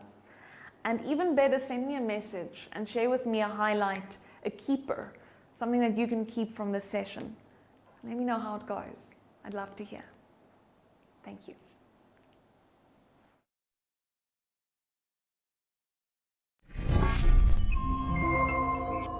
Are you an entrepreneur with a winning idea that can change the world? Not only that, but have you been looking for funding to make it happen? Well, I have just the thing for you. Hi, my name is Ntsiki Mkhize, and I am the co-founder and COO of Funder Flow, a platform that is revolutionizing the startup landscape by connecting entrepreneurs to international VCs and angel investors. And we are looking for your idea.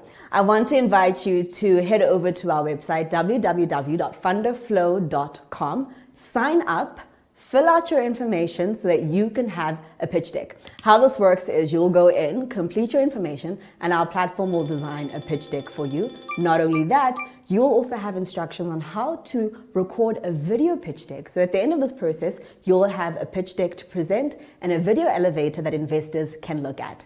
Not only that, if you sign up on our platform before the 31st of March 2024, you also stand a chance to win 1,000 euros for your business. Simple as that. Sign up, complete your information, and stand a chance to win. Join us as we unleash Africa's potential by connecting innovative ideas and entrepreneurs to international angel investors and venture capital.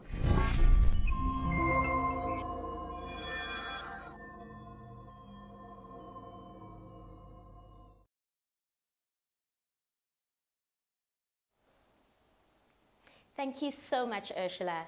Now, every year we have the MentHer Social Impact Founders List.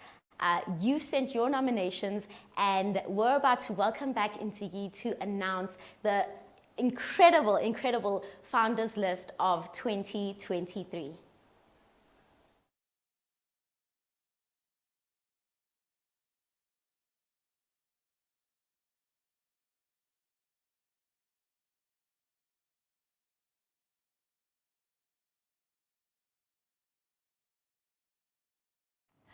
All right, I hope you are still having a good day with us at the MentHer Social Impact Summit, and also just in celebrating International Women's Day. I'm really excited for announcing our top social impact founders list for this year. Now, before I do that, I want to send your attention to our website. If you've been to our website before, if you go check it out now, you will see that it is a fresh look. So if you haven't been to our website before, then go have a look. We've recently revamped our website with great offerings. So if you go to our website, you will see at the top there are 3 tabs marked Inspire, Connect, and Empower. And how you'll navigate the website is that everything that is inspirational, so this summit, our magazine, our podcast, all of that sits underneath Inspire. If you click under Connect, our membership and our masterclasses is underneath that. And then underneath Empower is all of our other skills sessions and also our MentHer sprints. So please do have a look at that. And then on the corner tab, you can then click that to join our membership community. Now, our membership community exists in 3 different tiers. You can join as a free member, just sign up with your email and you'll get access to some free resources, including our guide on how to create a social impact business, as well as participating within our WhatsApp community. But if you want to pay for membership, you can join our membership community where you'll get access to mentors, you'll get access to a peer mentor that's in your space as well, and then you'll also get access to a free growth wheel assessment. And if you join our top tier membership, then you'll also get access into events that are opportunities to meet with CEOs and executives that can further guide you on your journey, as well as group coaching sessions. So have a look, see where you are in your business, and then sign up for the membership that suits you. Now, for our social impact founders list for this year, I'm super excited. So every year when we've had our founders list, I'm always blown away by the people who get suggested, who get nominated, and the work that they do. And really the reason why we started the list was so we could celebrate you and shed light on the incredible work that happens behind the scenes working so hard. So this year, our nominations for the top social impact founders list, same as always, needs to be a female founder who's been running for a minimum of 6 months, that has a registered organization that's focused on creating impact. In terms of some of the submissions that we had this year, on average, most of the businesses that were submitted have been operating for 2 to 3 years, but combined, all of our nominees have 30 years of impact in operation. Within that network, they employ 80 people. And from an annual revenue perspective, the nominees for this year combined make an annual revenue of around 5 million rand. So lots of incredible impact there. And in terms of your impact around the Sustainable Development Goals, our entrepreneurs are looking at solving for poverty, for water, for education, as well as for gender equality, and really looking at this year's theme for International Women's Day, which is reducing gender inequality. It's so great to see these initiatives that are in different ways making impact in those spaces. So, who's on the list this year, right? So we've got 3 countries that really dominated the list. There were several nominations, but what came up top was from Nigeria. So our nominations, well, the top social impact founders from Nigeria are Allen Street's Beneath Luxury Empire, Eco Diversified International, Organic Natural Food, Organic Tom Brown, S. Musk Natural Drinks, Resilient Girls Initiative, Any Designs, Organic Fast Foods, Tom Brown, The Classic Woman Shop, Leob Dressy, Nigeria, and Grins Now AI. So congratulations to all of our entrepreneurs in Nigeria. It's great to see your impact. And if you go to our website, you will see those companies and the names.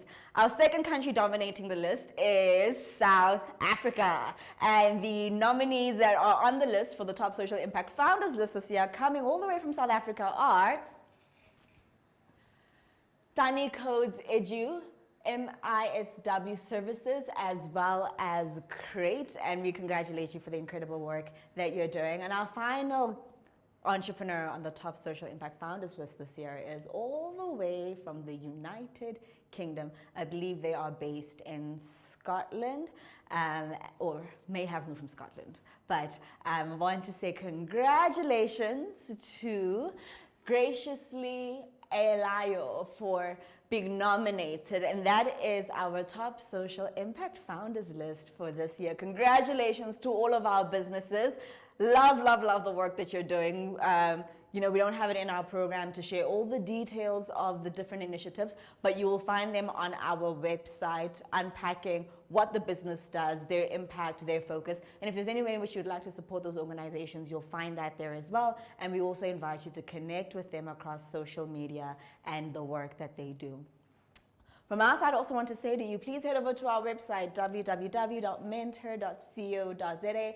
Sign up to join our membership community. Poke around. Our magazine is on there. You can read previous articles, engage with our blog, engage with our podcast, engage with us across social media as well. We'd love to hear from you. We'd like to connect with you. And from my side, happy International Women's Day, and thank you so much for joining us for the 3rd annual MentHer Social Impact Summit and participating in the Growth Experience.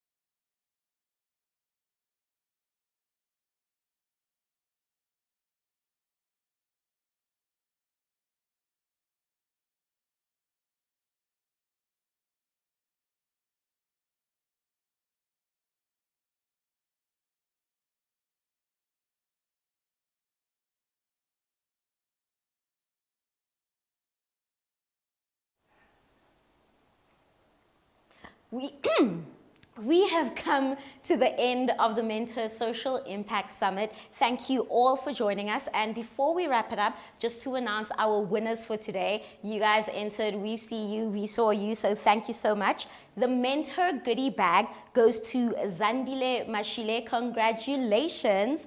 And the MentHer book club set goes to Sandra Harris. Thank you so much for joining us. Thank you to everybody that entered.